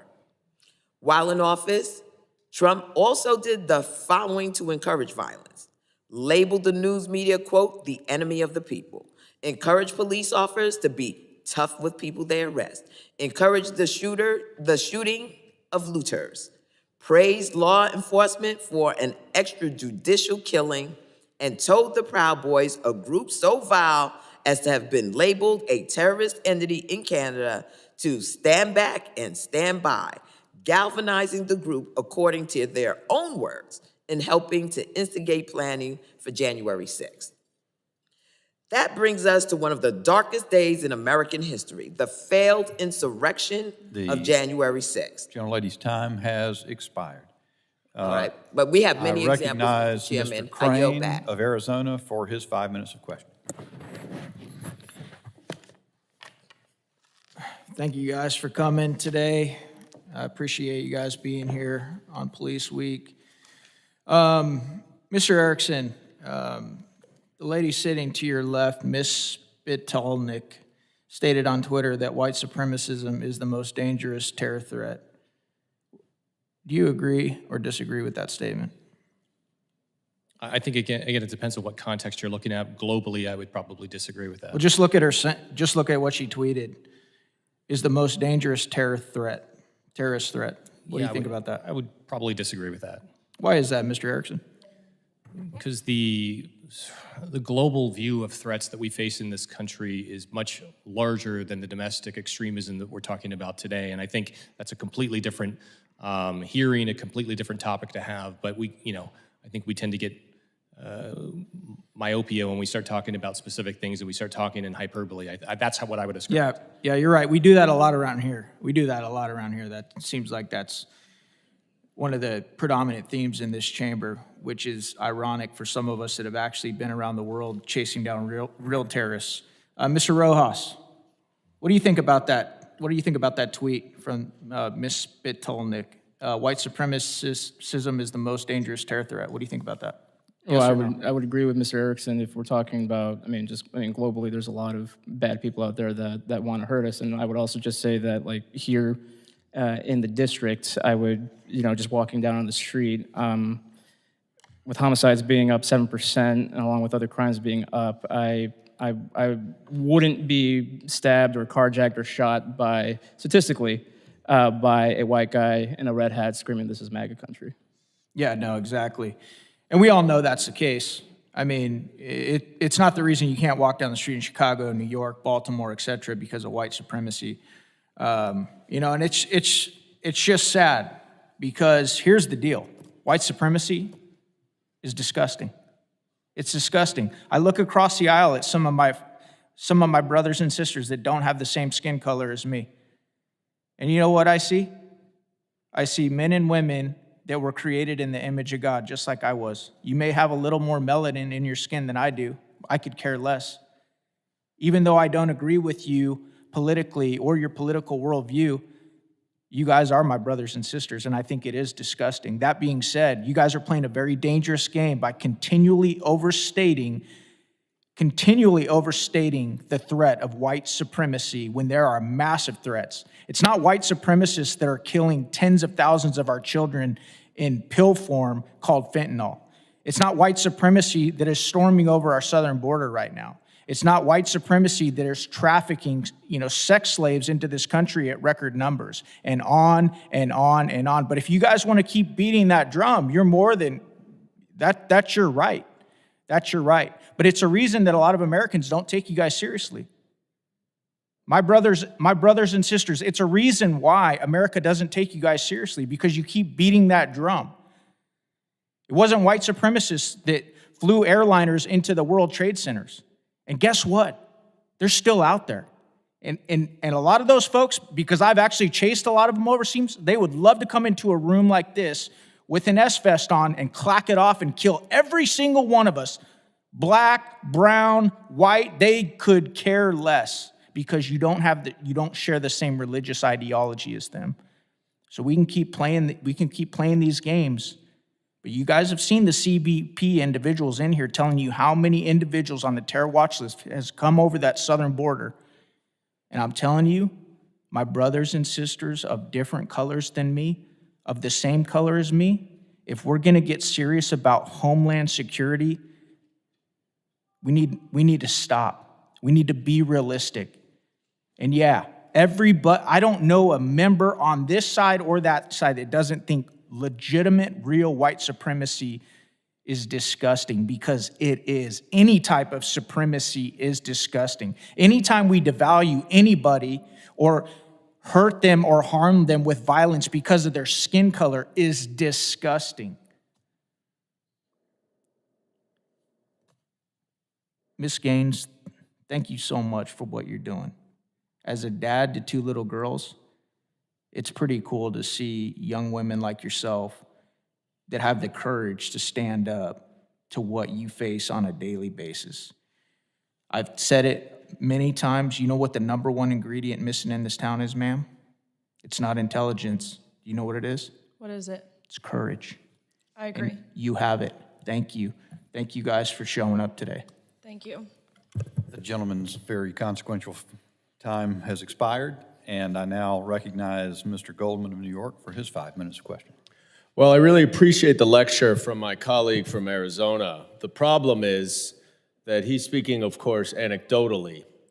So let's look at what our actual executive branch agencies in charge of overseeing white supremacy, overseeing the homeland. Let's look at the Homeland Threat Assessment, which says, among DVE's, domestic violent extremists, racially and ethnically motivated violent extremists, specifically white supremacist extremists, will remain the most persistent and lethal threat in the homeland.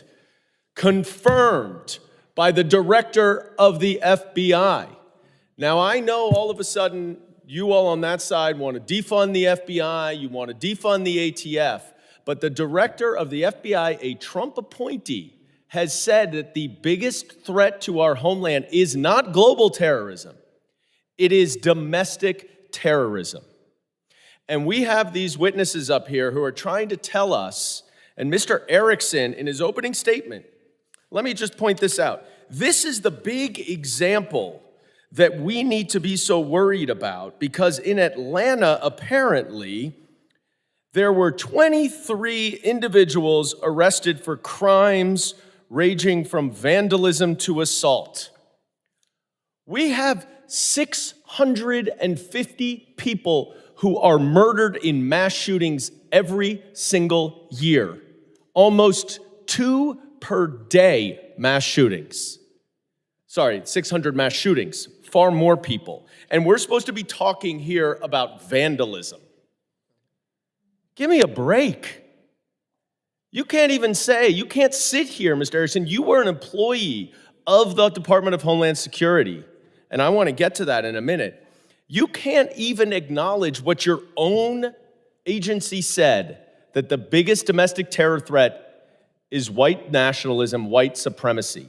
You're trying to get us, gaslight us up here as if Antifa, which Mr. Rosas, apparently the expert now in organized terrorist activity, has overruled the FBI director who says, there's a headline, says Antifa is an ideology, not an organization. No. Let's not listen to the FBI director. Let's listen to, sorry, what's your title? Senior writer at Town Hall, who is going to tell us that the FBI director is wrong. And I'd like to introduce, there's no question. I'd like to introduce, by unanimous consent, an AP article saying the FBI director says Antifa is an ideology, not an organization. Without objection, so ordered. Can I respond to that? No, you cannot. I didn't ask a question. It's the gentleman's time. He can spend it any way he chooses. Mr. Erickson, you went to a meeting at the White House on December 18th, 2020, did you not?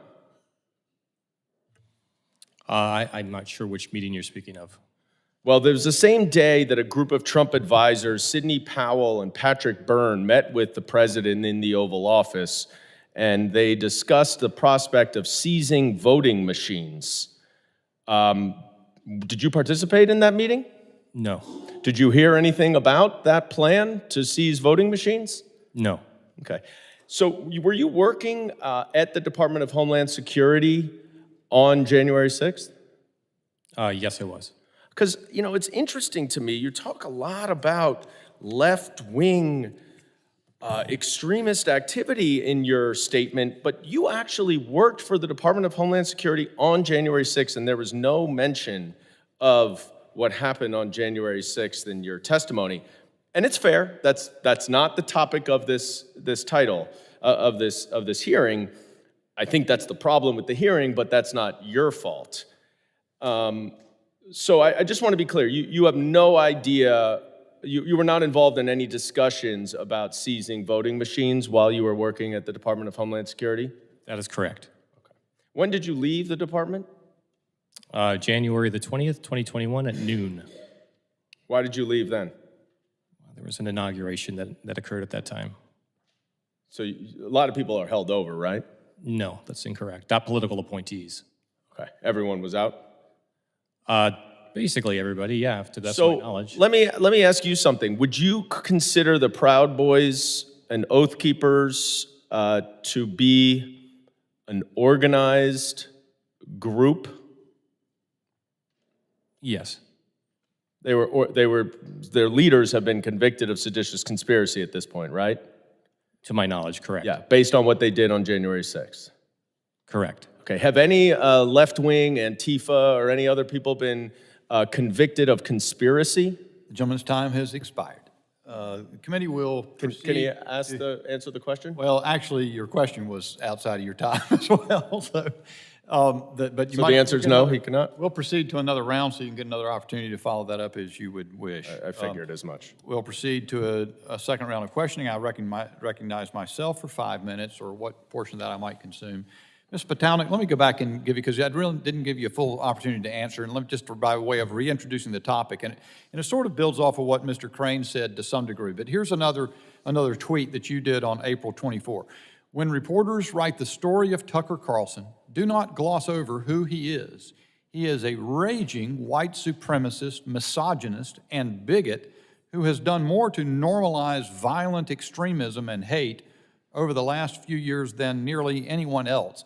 I think what I'm trying to get at from you, ma'am, and you may not wish to draw such a distinction, but isn't there a distinction between the white supremacy that Mr. Crane was talking about, that the Oklahoma City bomber may have been, or I'm not even sure, I guess he was an anti-government, whether it was white supremacy, I don't recall, I don't know enough about him, but there certainly are malignant theories and groups out there, the New Zealand attacker, so forth. I'm not an encyclopedia of that, obviously, but there's a lot of that. But you seem in your political advocacy to draw an equivalence between that and sort of right-wing views, conservative views. So abortion, somebody who's pro-life is a white supremacist to you, at least judged from that tweet. If you object to Soros-funded prosecutors who have sort of overturned the way prosecutorial activity goes on, you're a white supremacist.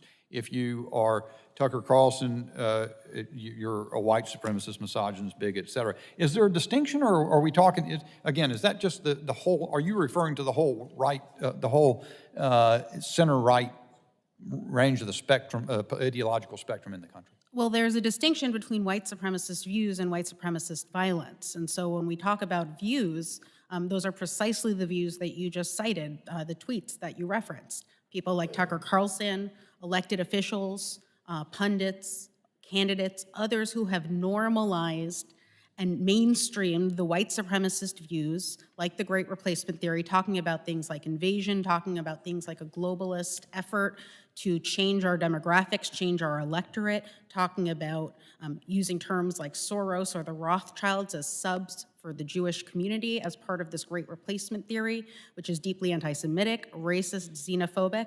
And so when something like that gets a home on primetime news, gets espoused by elected officials and candidates, what that does is then give license to the violent extremists, like those who marched on Charlottesville or shot up the synagogue in Pittsburgh or Chabad in Poway or the Walmart in El Paso or the supermarket in Buffalo, who in their manifestos use that very same Great Replacement Theory to justify the murder of Jewish people, Black people, immigrants, and so many others. Okay, so just to clarify, let's take anti-abortion, pro-life, someone of pro-life views. That's equivalent to white supremacy in your judgment? There are some in the anti-abortion movement who have trafficked in white supremacist views, who have talked about things like white birth rates and the replacement of the white population and the importance of, quote, banning abortion in order to protect the white population. So I am not saying that everyone who opposes abortion is a white supremacist, but there are absolutely many in the anti-abortion movement who utilize white supremacy to further their goals. I couldn't tell you a percentage, but historically there is a deep interconnection between the white supremacist movement and the anti-abortion movement. There's been a lot written about this as well. You can find exceptions. I'm sure Margaret Sanger was a eugenicist, wasn't she? She could have been. She was, I believe. Okay, so of course there are exceptions to every rule, but let me ask that doesn't change the fact that there are those who use white supremacy as a means to further an anti-abortion agenda. Mr. Rosas, let me ask you to comment on the sort of the subject matter. I don't even know if I can frame a question. It seems to me troubling. I mean, I've been in politics a few years, and so there came to pass that every person who is a conservative is referred to as a racist repeatedly. Now the term sort of evolved to white supremacy. Seems to me that is destructive for the dialogue. Do you not think so? Well, yeah, because it seems someone sneezes the wrong way and they're accused of white supremacy. I mean, in the example, the most prominent example that I was personally witness to was the Kyle Rittenhouse shooting. He was immediately labeled as a white supremacist. I believe one of the members of the squad, name not coming to mind, but she said that he was a white supremacist terrorist, completely neglecting the fact that the people that he shot in self-defense were all white. My time has nearly expired, so I'll yield back, and I will recognize the ranking member, Mr. Ivey, for his second round, 5 minutes question. Thank you, Mr. Chairman. I wanted to do a little housekeeping here. I've got a couple of pieces to offer for the record. I ask unanimous consent to offer these statements from the Brookings Institution, the Southern Poverty Law Center, and the Global Project Against Hate and Extremism. Without objection, so ordered. I'd ask to offer this joint intelligence bulletin. This is some domestic violence extremists adopt boogaloo and accelerationism concepts to justify or promote violence.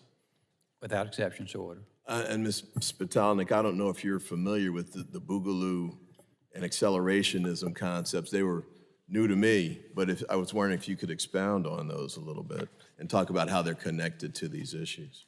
Absolutely. Look, the Boogaloo Boy movement, which became more prominent in the public discourse in 2020, is a deeply anti-law enforcement, anti-government, right-wing extremist movement, and it specifically came to prominence in summer of 2020 when there were some extremists affiliated with the Boogaloo movement who murdered 2 California law enforcement officers. And this movement specifically believes in the idea of inciting a civil war. Some of them identify as white supremacists, some of them don't, but they are all part of this broader right-wing anti-government extremist movement. And I think it's indicative of the broader anti-law enforcement sentiment that exists among many right-wing extremists. All you need to do is look at what happened here on January 6th to understand that the law enforcement's injured and some who ultimately died from those injuries that day weren't accidental, they weren't collateral damage. They were considered a target by many of the insurrectionists on January 6th. And so it's important to be very clear-eyed about the anti-law enforcement sentiment that exists among many of these right-wing extremists. All right, and then I wanted to, I've got another article here that it's called Alleged Leaker Fixated on Guns and Envisioned Race Wars. This is an article from the Washington Post dated May 14th. I'd like to offer this for the record as well. Without objection. The point I wanted to make on this one, because I didn't know this was there, this is about Jack, I think it's pronounced Teixeira, who was the individual who worked in national security, stole documents and then leaked them to the public. Apparently what motivated him was, I'll just read a little bit here. Jack Teixeira, dressed in camouflage fatigues, his finger wrapped around the trigger of a semi-automatic rifle, faced the camera and spoke as though reciting an oath, quote, Jews scam, N-word, rape, and mag dump. Then he used his weapon, aimed at an unseen target and fired it 10 times, emptying the magazine. And the article goes on to talk about his interactions with the group of young men that he shared these documents with preliminarily. He wasn't apparently planning to release them to the public, but he did release them to these friends, and they got out eventually. And then a little later in the article, it talks about his comments about the Black Lives Matter protests. He told his friends he saw a storm gathering. One friend said he was afraid they would target white people. He had told me quite a few times he thought they need to be prepared for a revolution. So I guess there's a commonality here. It actually traces all the way back to McVeigh and beyond about sort of an apocalyptic vision about what's going to happen with the United States, the Second Civil War and the like. That sort of leads to these kinds of dangerous responses. Teixeira didn't actually kill anybody, but many of the people that we're talking about today did. And it seems to me that that is an important line of distinction to draw, and we're trying to separate out these issues.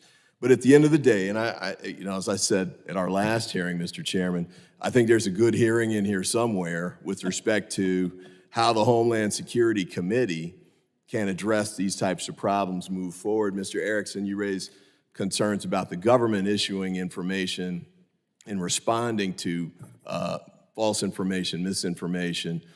That's fine. I have a different view on some of these, but I think there is a point where, especially if it's drawing a distinction about who's politically right or making those kinds of evaluations, I do think there are definitely scenarios where the government can and should be issuing information, especially where it creates I'll say, a clear and present danger with respect to the community.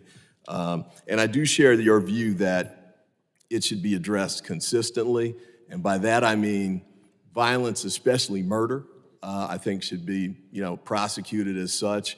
I think, vandalism and other types of crimes should be prosecuted as such. I think the point of the testimony I've heard so far today and the data we presented was there's a clear distinction between the right-wing extremism violence, which has been, in many instances, results in homicides, sometimes targeting police.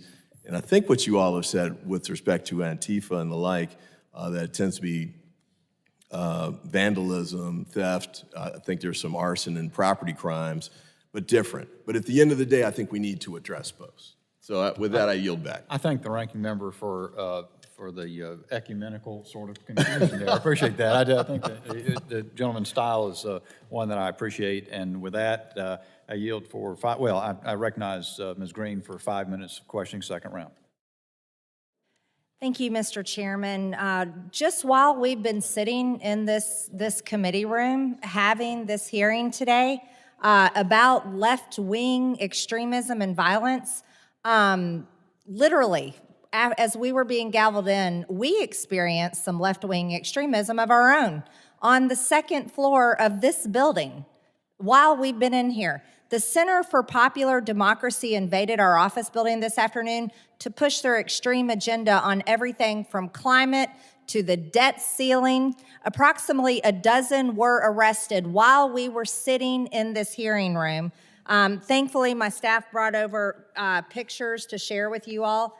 This happened right here in the rotunda of the Cannon building while we were sitting here in this hearing, having this hearing on left-wing extremism. I mean, you kind of can't even make this up. But George Soros funded it. It's the Open Society that funds this group. Here they are being arrested by Capitol Police. We really appreciate their work. Here they are being loaded into the vans, thankfully. And here's some of their signs that they left here in the Cannon building. I don't know if we call that an insurrection, left-wing extremism, violence. I'm not sure what we call it.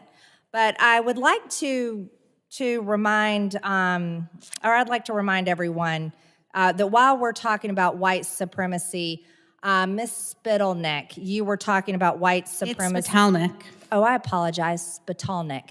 Ms. Spitalnick, while you were talking about white supremacists and abortion, I totally agree with you. There's a lot of white supremacists in the abortion movement and abortionists because they have murdered over 20 million black babies in America since Roe versus Wade in 1973. That's on average 900 black babies are aborted. They're ripped apart inside their mother's wombs. So I would agree with you. That could be labeled white supremacy, or we could just label it murder. And it should never be happening. So if you want to talk about white supremacy and the abortion movement, you should really analyze that in your human rights groups that you run as you collect donations from people with your nonprofit. Because I think that is something extremely important to talk about, is the right for those black babies to have lives as American citizens, the right for them to be born, the right for them to be given a chance to live as free Americans instead of murder. You think this is funny, Ms. Spitalnick? Is this funny to you? Is babies being murdered in the womb funny to you? Because you're smirking and laughing at me right now. What's not funny are the black people and Hispanic people and Jewish people and Muslim people who have been murdered in synagogue, in church, in supermarkets, in mosques by white supremacists. Are you aware that all colored people are murdered? That is a fact, that every single color person has been murdered. That's not unusual. It's not just that people of color are murdered. White people are murdered too. Murder is not just for minorities. That may be a shock to you because you seem to dive deeply into all kinds of misinformation and seem to be uninformed yourself.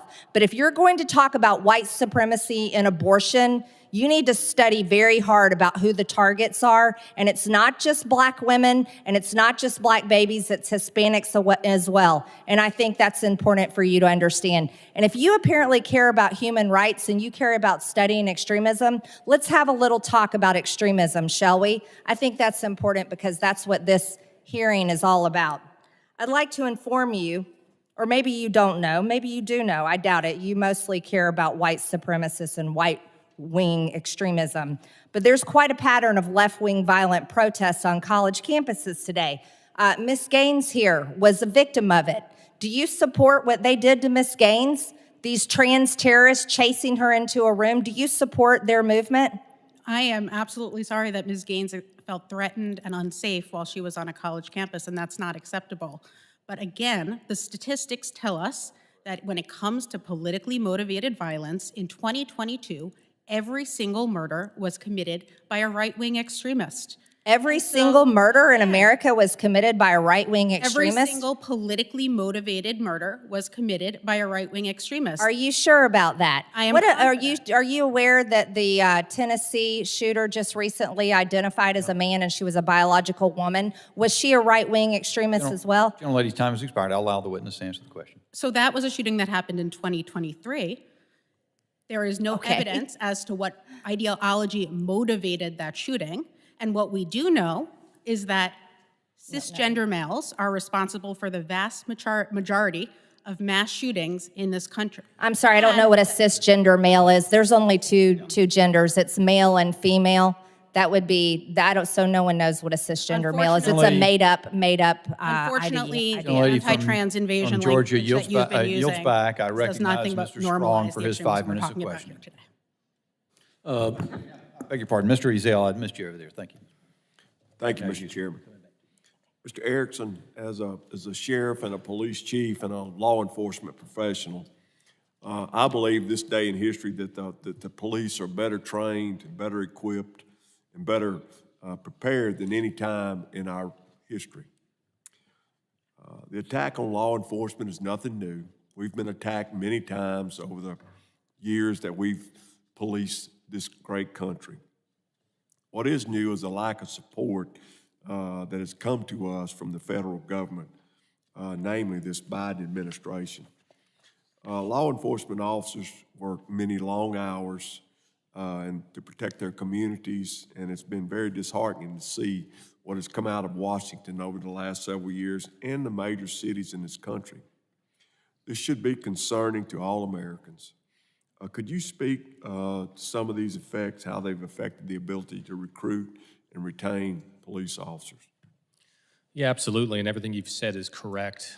I've said it before, I think we're facing a generational crisis in recruiting and retention, and not just major cities in this country, but communities of all sizes are having a more and more difficult time getting qualified young folks to enter into the profession. And there's a lot of reasons why, and in no small measure, it has to do with the negative atmosphere that's been born out of this more modern incarnation of the anti-police movement. There have been anti-police movements over decades and decades, but the modern movement began probably 7-8 years ago, and it's had a debilitating effect on recruiting and retention, and you can understand why. But compounding that, you have the problem with a lack of support throughout the arc of the criminal justice system. Law enforcement is only the first part of that justice system, and so you can arrest all the people you want. If prosecutors aren't going to charge them and they're going to be let out, that has a demoralizing effect on the profession. And again, it's sort of a self-fulfilling cycle where it keeps feeding into itself. So it's a huge problem. I think we need to change the tone and the rhetoric about how we describe law enforcement across the board. I think we need to universally support and uphold the work that they're doing and make sure that they're funded and resourced appropriately. Thank you very much. And we can all agree on that, our law enforcement needs continually updated training. This is a very complex time that we're living in. Law enforcement is being required to do more than we've ever been asked in my 42-year history as a law enforcement officer. And I think that's something that we've got to come together on, is that, the police officers get up every day and go to work to serve their community. They work long hours. They get tired just like everybody else. But, you know, during some of these protests and some of the things that we've seen around the country, you know, the police are baited, they're pushed, and sometimes it's not very easy to respond in what people would think is a normal manner if you feel your life is threatened. So, you know, what I'm just want everybody to understand is that law enforcement in this country is here for everybody in this room. And what I will say about some of these extremists on both sides, they need to be put in prison. They need to be left in prison so they won't be out here terrorizing the good citizens, the taxpayers, and the hardworking people of this community. And I think we could come to some sort of understanding on both sides about enforcing the law, charging people, giving them a trial, getting it done so that we can better protect society. And again, Ms. Gaines, I'd like to commend you for your bravery, and I want to thank all the witnesses for being here today. And, you know, let's figure this thing out. Let's get something done. And, Mr. Chairman, I yield back. I wonder if the gentleman would yield to me individually before yielding back the balance, the remaining minute of your time. I do. I yield back to the chairman. Thank you, sir. And first thing, without objection, Ms. Green will submit for the record the 4 photographs of the events she indicated were recorded earlier today in this building with the arrests of people who were intruders or protesters or whatever. Ms. Gaines, with the 30 seconds we've got left, and I think I'll focus on you. We see sort of the nature of the dialogue in politics that we're having right here. And I guess I would say, again, I would join the others in commending you for your courage and ask you if you have any closing thoughts in case I don't get another chance to speak to what you think about the ability to have a dialogue when we're calling each other, you know, the most horrific names and how we get to the right result. Yeah, this is tricky because I do think that the majority of people in this room, we agree on the same things. We all want everyone to be safe. We all want this sense of fairness, and so it's kind of discouraging for me, being 23. I always kind of joke and say I was naive before the Leah Thomas stuff specifically, and I wish I could go back to being naive of just how this system really works. It is pretty heartbreaking, and that's not to one side or the other. Just seeing the kind of going for the throats, and I understand to a degree, but I think we all want the same thing, so I feel like we should be able to create solutions that I know we can't appease everyone, that's very evident, but appease the majority of people and keep majority of people safe. Thank you, ma'am, for that. And with that, I recognize for his second round of 5 minutes of questioning, Mr. Strong. Ms. Gaines, as a father, I can't imagine what happened that day in that dressing room. Your day started with a man that was average at best in the sport of swimming, then claiming to be a woman or a transgender, changing in front of you and your teammates. Then your day ended with a man that tied you for the fastest time being awarded first place by the NCAA. As a young lady, you were failed at a bunch of different levels. It is unbelievable what you've been through, and I commend you and your family for being here today. I yield the rest of my time to Ms. Green from Georgia. Thank you, Mr. Strong. I'd like to continue back with talking about left-wing extremism. I think it's very important, this issue. I would like to remind everyone here, in the summer of 2020, the protests and violence in major cities all over the country were so intense, it caused over $2 billion in damage in America. This was nationwide in cities all over our country. The far-left groups that occupied Portland were there for over 100 days, causing over $2 million in damage to the federal buildings and local businesses. Seattle, protesters claimed several blocks, literally took it over in a neighborhood that they called Capitol Hill Autonomous Zones, or CHAZ, which is something that no one can comprehend. How an Antifa group and left-wing extremist group can come in and literally take over city blocks. And I just wonder, Ms. Spitalnick, I'm sorry, as Senior Advisor on Extremism at Human Rights First, which is a nonpartisan organization. Nonpartisan. Have you studied Antifa? No, I have not studied Antifa, but I am aware of the research that those who do study extremism across the spectrum has done that tells us that while, yes, on the left, there is oftentimes, to the extent left-wing violence exists, it tends to be focused on property damage and other acts along those lines, whereas on the right, for the most part, the violence tends to be manifesting in the sort of deadly mass acts of violence that we've been talking about here today. Oh, And so, first and foremost, we I can't reclaim my time. I reclaim my time. Thank you. You're with a nonpartisan organization, nonprofit, which means you raise money in a nonpartisan fashion for extremism and human rights. And so you don't consider property damage for the American people. By the way, I'm a business owner. It's really hard to run a business, especially if the entire neighborhoods and area get set on fire night after night. The police officers are attacked. They're attacking federal courthouses and making the entire community literally unlivable. It's hard to have customers come in your store, especially when you own a store or maybe you have a Wendy's franchise that gets burned to the ground. So you don't consider that worth studying, the property damage and all of the violence that happens to the American people. I would think that you consider that something worth studying and caring about, especially in a nonpartisan organization. Again, absolutely, there is left-wing violence that does exist in certain ways. But the point that I am making is that we cannot draw false equivalencies between property damage and the death of people by mass shooters who are targeting them based on their race, their religion, or other characteristics. Well, what about their job or their profession, like being a police officer? We could talk about the city of Atlanta. That's the state I'm from. I'm from Georgia, as a matter of fact. And there's an Atlanta Public Safety Training Center in Atlanta. The Atlanta City Council has proposed a $90 million, that's taxpayer funded, by the way, $90 million from the taxpayers for the protection and the safety of the city of Atlanta.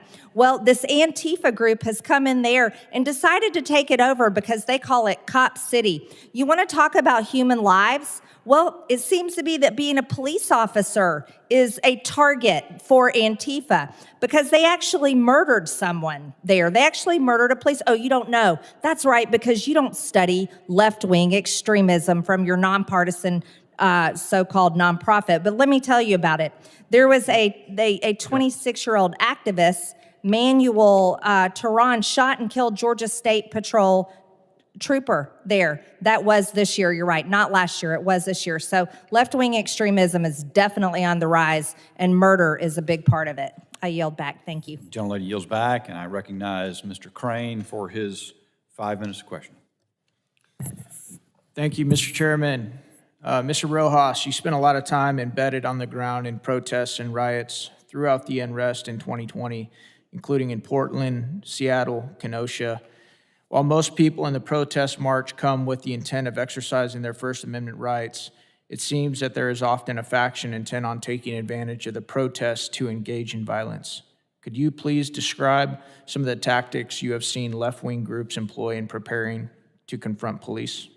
So the common thing is to first initially arrive and organize it in a peaceful way. That we saw that in Portland. I saw that. They would organize themselves in the park right across from the federal courthouse, but then as time would go on, more and more people would start to try to tear down. They have the fence up by then. They would try to tear down the fence. They would try to start fires. They would try to breach the perimeter. And so I know Congresswoman Clark was bemoaning the response to it, but for what I saw, the federal officers that were protecting the federal courthouse, they only came out after the rioters attacked the courthouse first on those nights. Did you see anything to indicate that the violence in some of these situations was planned in advance? Well, absolutely. I mean, they are, again, when we're talking about Portland, they would have people organized to do specific jobs. Sometimes Again, there would be the arsonists. They would have people with umbrellas to try to counteract the 40 millimeter less than lethal projectiles.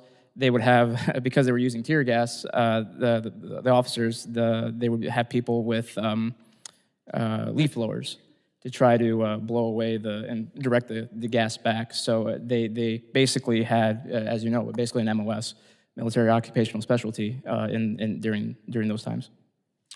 How did the members of Antifa communicate with each other to coordinate and plan their attacks? Again, a lot of it's through social media. A lot of it's through just regular phones and encrypted chats. One of the reasons why I personally do not live stream any of the riots that I covered is because they actually even have kind of like a cyber intel unit, because they would watch the live streams, and if somebody wasn't and if there was a live streamer who wasn't aligned with them or who was willing to actually show their violent acts, they would tell the people on the ground that, hey, this person is here, and they would be able to pinpoint where they are based on the live streams. So it is pretty much that sophisticated. Can you talk to us real quick about some of the weapons and tools that you've seen used, also tactics employed by these Antifa groups? So outside of Molotov cocktails, I mean, again, in Portland, there was an actual IED thrown, not just a large grade firework, but an actual improvised explosive device thrown at the federal courthouse.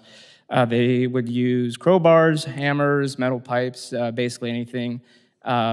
Sometimes they would be armed with handguns. I saw that in Kenosha.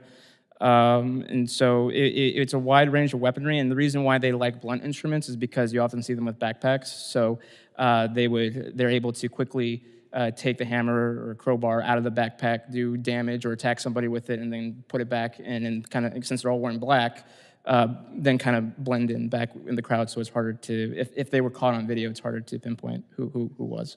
Thank you. Mr. Erickson, is it true that you were a law enforcement officer for a while? Yes.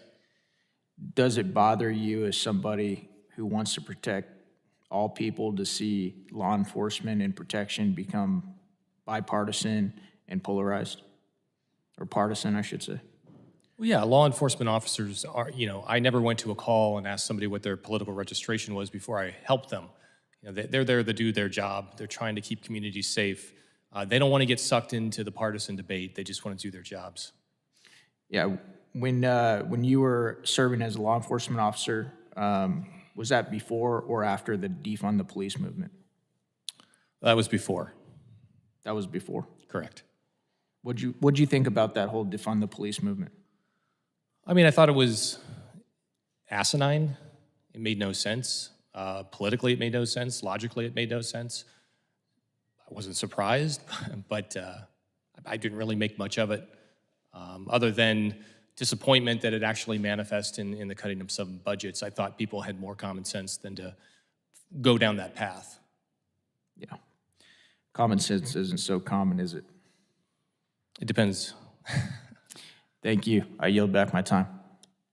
Gentleman yields back. We'll proceed to, for those interested, we'll proceed to a third round of questioning. I will pass, though, to the ranking member, Mr. Ivey, for 5 minutes. Thank you. There were some comments about law enforcement, and I guess the theory is that police departments across the country are having trouble hiring because of defund arguments and, difficult environment and the like. We had another hearing in the same hearing room this morning, and the chief from, I believe it was Odessa, Texas, came in. And consistent with what other members of law enforcement have said, the primary focus of what he talked about was pay. His point was, the area where he lives, they have oil and gas fields. You can start working for oil and gas, and a young individual can work his way up to making $100,000 in relatively short period of time. Whereas at the police department, he said that you have to be 21 to be hired. And so a lot of these young men take jobs right after high school. And so by the time they're old enough to be hired by the police, it's too late. They've already gone into other fields. And they pay a lot less than these young men can earn in the law enforcement profession. So he also noted that when somebody asked about defund the police, he pointed out that that was never an issue. Where he is just unrealistic. He said they had strong support from the community and the prosecutors. So, you know, I do want to be careful about sort of trying to make this a unanimous point across the country. There are lots of places in the country where people are having trouble hiring police for the same reason people are having trouble hiring in other professions. It's sometimes it's the money, sometimes it's the nature of the work, but it's not because, not universally at least for sure, of some kind of defund the police movement. I did want to point out too, and we've talked a lot about defund the police, but you know, my Republican colleagues are talking a lot about defunding the police, but you know, they're the ones sponsoring legislation to not just defund the ATF, but eliminate it entirely. Not just to defund the FBI, but to eliminate it entirely. And the Republican frontrunner for president right now has called for the entire elimination of the Department of Justice and the FBI. So your former boss, I guess, Mr. Erickson. So, you know, to the extent we really want to engage in those conversations, I think we should be careful about it. You know, the people, again, on the panel from this morning, and the panel this morning was about reducing crime at the state and local level. And they, all across the board, all three of the law enforcement officials said, yeah, we have good partnerships with the feds. We work with them closely. The gentleman from Odessa, Texas, pointed out that he had a great working relationship with the assistant U.S. attorney, and I think he said the Western District of Texas. Now, this is the Biden Department of Justice, but it doesn't matter because at that level of what they're doing, they're able to work their cases together and fight crime in a coordinated way. They also noted that it was helpful to them for the federal funding that they're getting. I think they were talking about burn grants primarily, but you know, there's $350 million that's been made available in many instances to smaller police departments like the ones in my jurisdiction. I have a county police department that has like 1,000 officers, but we have multiple municipal police departments that have like 10 officers on the department. And it's very valuable to have that kind of federal funding to help them with getting equipment, and also, you know, hiring. Some of them need bonuses to attract law enforcement and the like. So I think it's important for us to make sure that we're not missing the big point on these issues. And with respect to, again, this topic, and Ms. Gaines, I think your testimony, I think there's definitely a hearing waiting for you. I sit on the Judiciary Committee. That's probably where it should be because the issues you're raising tend to be addressed by those types of laws that fall in the jurisdiction of that committee. So maybe you'll pass that along to Mr. Jordan and he'll have a hearing to that effect. But to the other issues, I think it's pretty clear that, yes, it's clear that we have violent extremism in the United States. There are ideological roots for that we need to address. And I think that to some extent, it's on the left. It's sort of a different set of roots to those problems. But clearly the ones on the right, we can tell what those issues are, and you know, Ms. Spitalnick has talked about those, and I think we need to try and address those quickly so we don't have other big major shootings, or we try and address them as quickly as we can. And I yield back. I thank the ranking member for yielding back, and I'll recognize myself for 5 minutes and use it as the opportunity to say, I think the original event that inspired this hearing on left-wing violence was the Antifa attack on the police facility in development in Atlanta. And because for me, it was so out of nowhere, kind of. I mean, we've gotten accustomed to seeing this in certain parts of the country, but it's showing up other places. Maybe it's been my own narrow horizon. I haven't seen that it's been everywhere. But I noticed Mr. Goldman said earlier when he was here that it was, I think he sort of denigrated what happened down there, saying charges range from something to assault. I don't remember what he said, but actually I turned around to staff because what I remembered and what staff then confirmed is that all 23 people arrested there were charged with domestic terrorism. They got domestic terror charges. That's a pretty big deal. That either means somebody's overcharging Or I think more likely, given the stuff that we saw, Molotov cocktails and stuff like that, this is crazy stuff. And again, I don't think, and I appreciate, Mr. Ivey, some of the comments you've had, but the tenor, of course, a number of comments on the other side, people outraged that we're looking at this, and it can always question about whether it's worth a hearing or not, but it doesn't denigrate the idea, Mr. Crane, to your point, that there is this crazy white supremacy sort of motivated violence out there that has cost lives. I don't denigrate that in any respect. I do think it's problematic, with all due respect to Ms. Spitalnick, to suggest that all conservatives are white supremacists. Hence, they're inspiring that. I mean, by the same token, everybody who is embraces trans ideology sponsored the woman or the person, I don't remember which one, Frank, who in Nashville killed a bunch of people. I don't think, in fact, this whole concept we've heard talked about in various hearings of stochastic terrorism. You heard that phrase? Stochastic terrorism, the idea that if you engage in very normal spectrum debate, advocacy for views, you're somehow inspiring some person down the road to engage in extremist violence. I think that's dangerous to the conception of our free speech and the way we. But let me go to you, Mr. Erickson, for just a second here. It seems to me this fundamental pillar of our democracy is the rule of law, and yet I see, I think about, it's funny.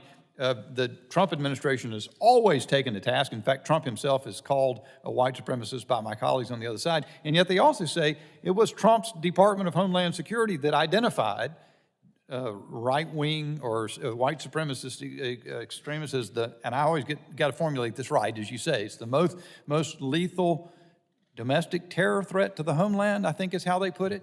But that doesn't ever get credited for some reason. But what do you see the long-term consequences if we can't even have a hearing to examine this type of violence and that so that the country will be aware of the challenges we face? Well, I mean, I think the long-term implications of a lack of candor in this topic could be very disastrous. I mean, our democracy is predicated upon us being able to discuss difficult issues and do so in a respectful way, acknowledging that there are two sides to a coin, or acknowledging that the spectrum of an issue can be broad and wide. And a lot of what I saw today was, folks mentioning one side of the violence. I think the point of this hearing, and I applaud the majority for doing this, is that we have to acknowledge all sides. And for the past couple of years, there's been scant conversation about left-wing violence coming at least from the federal government. Left-wing violence is not just vandalism. I was in Portland every single night, as Mr. Rosas alluded to. These domestic terrorists were not just destroying the Hatfield Federal Courthouse, but our federal law enforcement who were in the courthouse were literally attempted to light them on fire and to burn the building down with them in it. It was only at that time that they would leave the building to try and apprehend the people that were doing that. This was not vandalism. This goes far beyond that. So to simply say, well, 22 people died in 2022, and it was all because of right-wing extremism, and to say that means that left-wing extremism is not a problem, that's the problem. That's the problem here that we're facing right now in Congress. We have to talk about this holistically. Would the gentleman yield for a question? I've only got 10 seconds, but yes. Quick question. To him? To you. This is your point about the domestic terrorism charges in Georgia. They were made under state law. There's no federal statute that is domestic terrorism.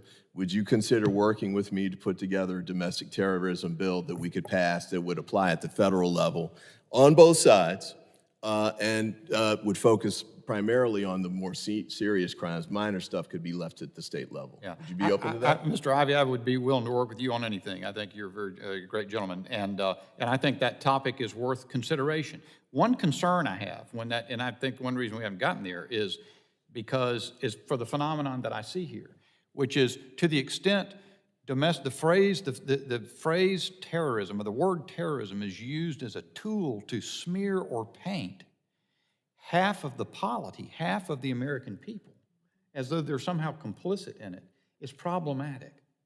But to the extent we need tools to get at what actually constitutes terrorism, to stop it, that's something that we ought to be able to cooperate on. Well, just along those lines, I mean, my understanding of this is that part of a definition would be statutory. Yeah. And that usually what happens is there's deference given to whether it's the State Department or another department to make a determination as to which groups would fall into that category.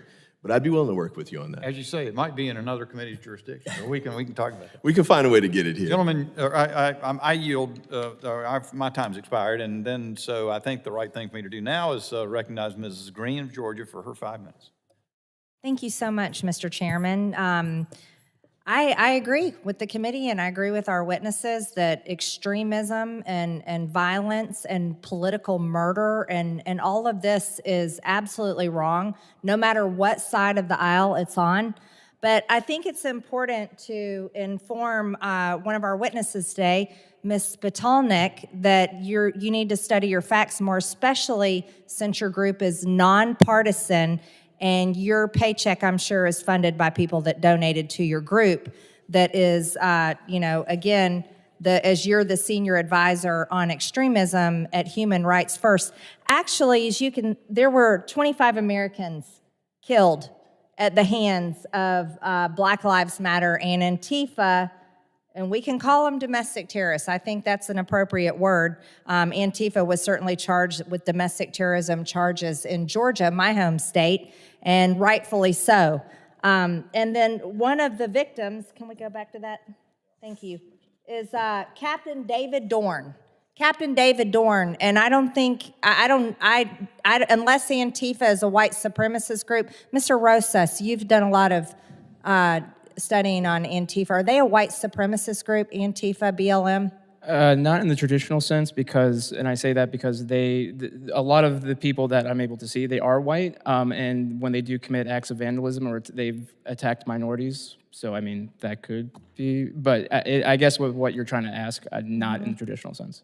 Not in a traditional sense, but most of them are white, and they are attacking minorities. And in the neighborhoods and businesses, they've terrorized them, yes. Right, minority neighborhoods and businesses, which should be talked about more. I mean, Black Lives Matter raised millions and millions of dollars, and then their protests that turned into violent riots causing property damage. But to your knowledge, has BLM ever paid any money to rebuild those minority communities that they destroyed? Not to my knowledge.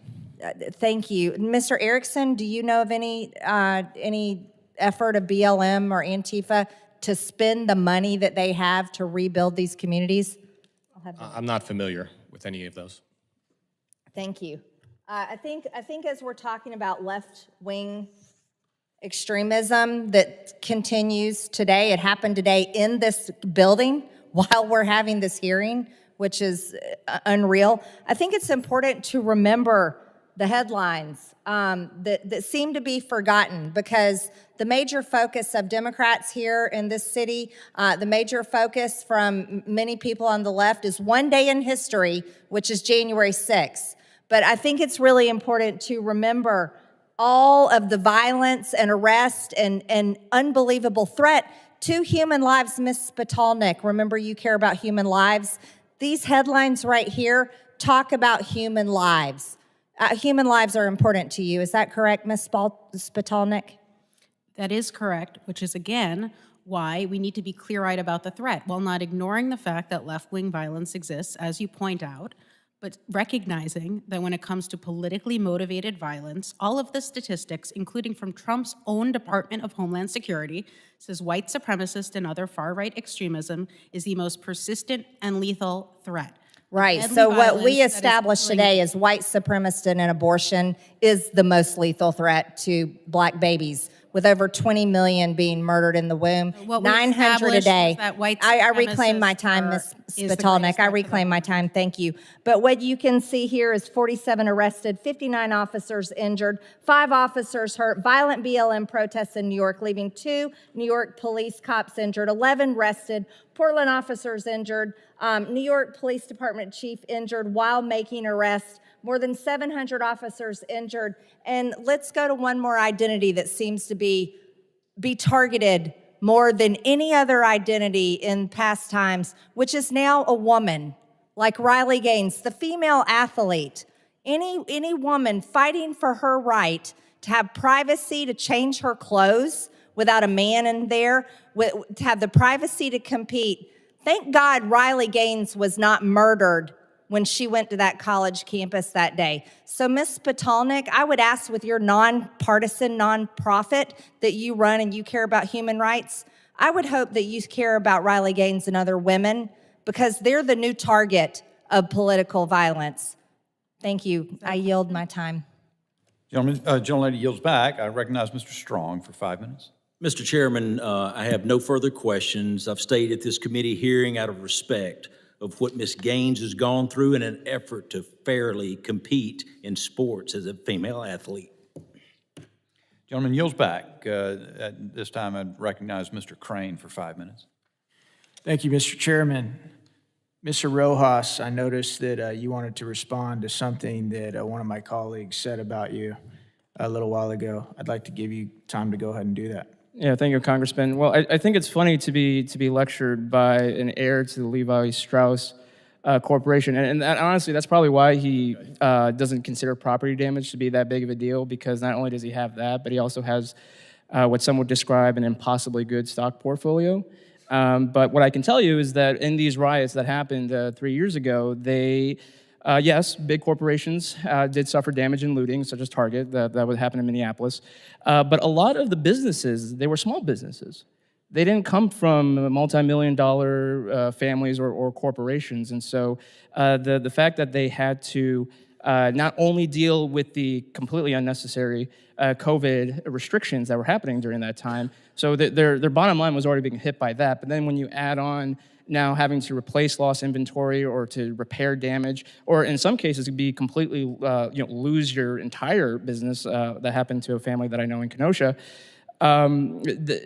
When you take, you're taking away people's ability to live, to livelihood. A friend of mine said that taking away someone's job like that is just a baby step away from murdering them, because how else are they supposed to support themselves? I'm not going to issue that. So I think it was absolutely disgraceful for Congressman Goldman to try to just denigrate my title, because it's not just a title. I've earned it because I was there chewing the dirt in these dangerous situations. I didn't see him in any of those places. I was there in New York covering, New York City covering some pretty violent protests there. And I'm also not just a writer, but I served honorably in the Marine Corps Reserves, and I was very proud of that. And so that's just typical elitist thinking, and that's why a lot of people hate Washington, D.C., and honestly, I don't blame them. Thank you for your service, Mr. Rojas. We appreciate it. I yield back. Gentleman yields back. And I now recognize Mr. Pfluger for 5 minutes.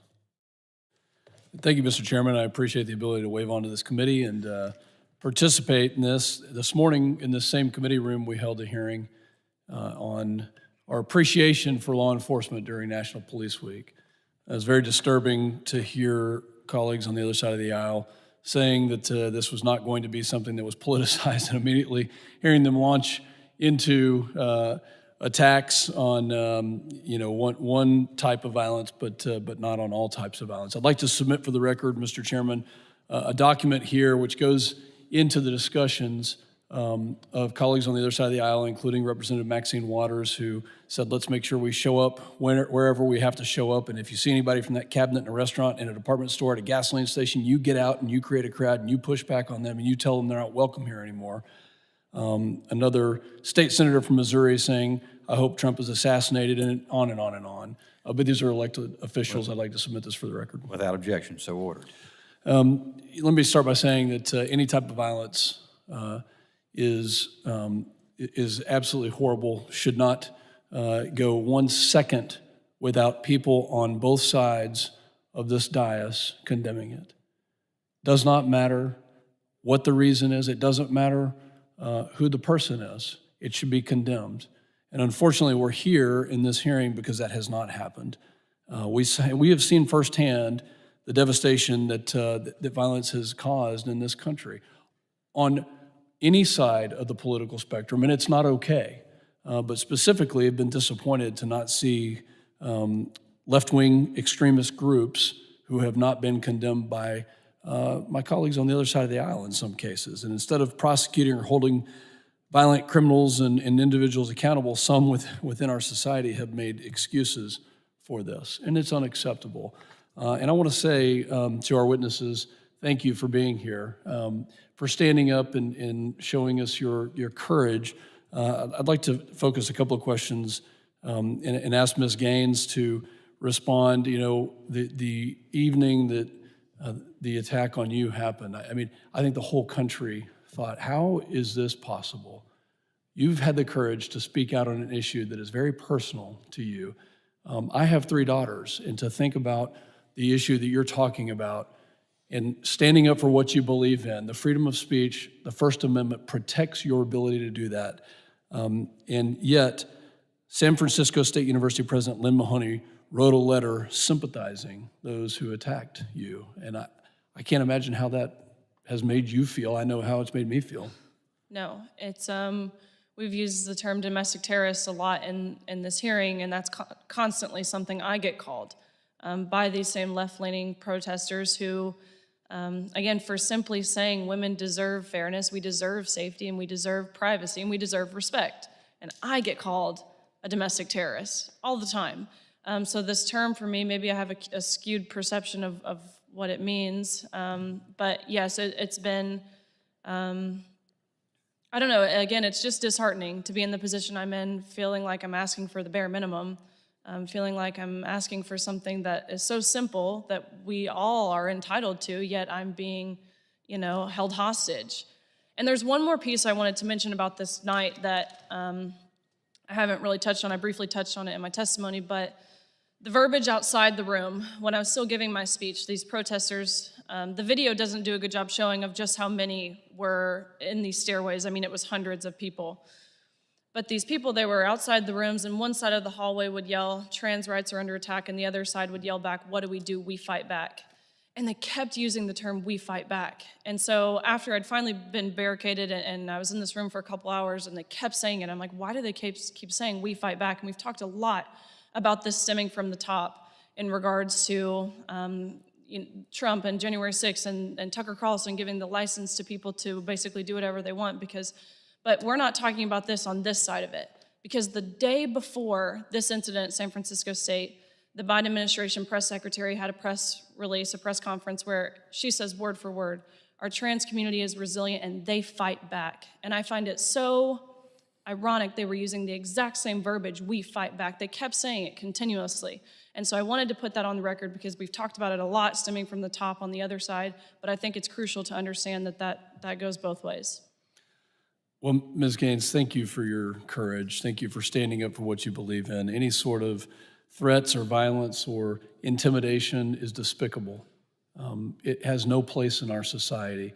And to my colleagues on the other side of the aisle, real courage lies in being able to stand up even when it's not popular, and even when you may not agree with it, but being able to stand up to a bully, and that's what this is. This is about a bully in our society for a narrative that some don't agree with, and it doesn't matter which side you stand on, but you have stood up to that bully, and I applaud you for doing that. And the country is watching you and your leadership, and we appreciate what you're doing.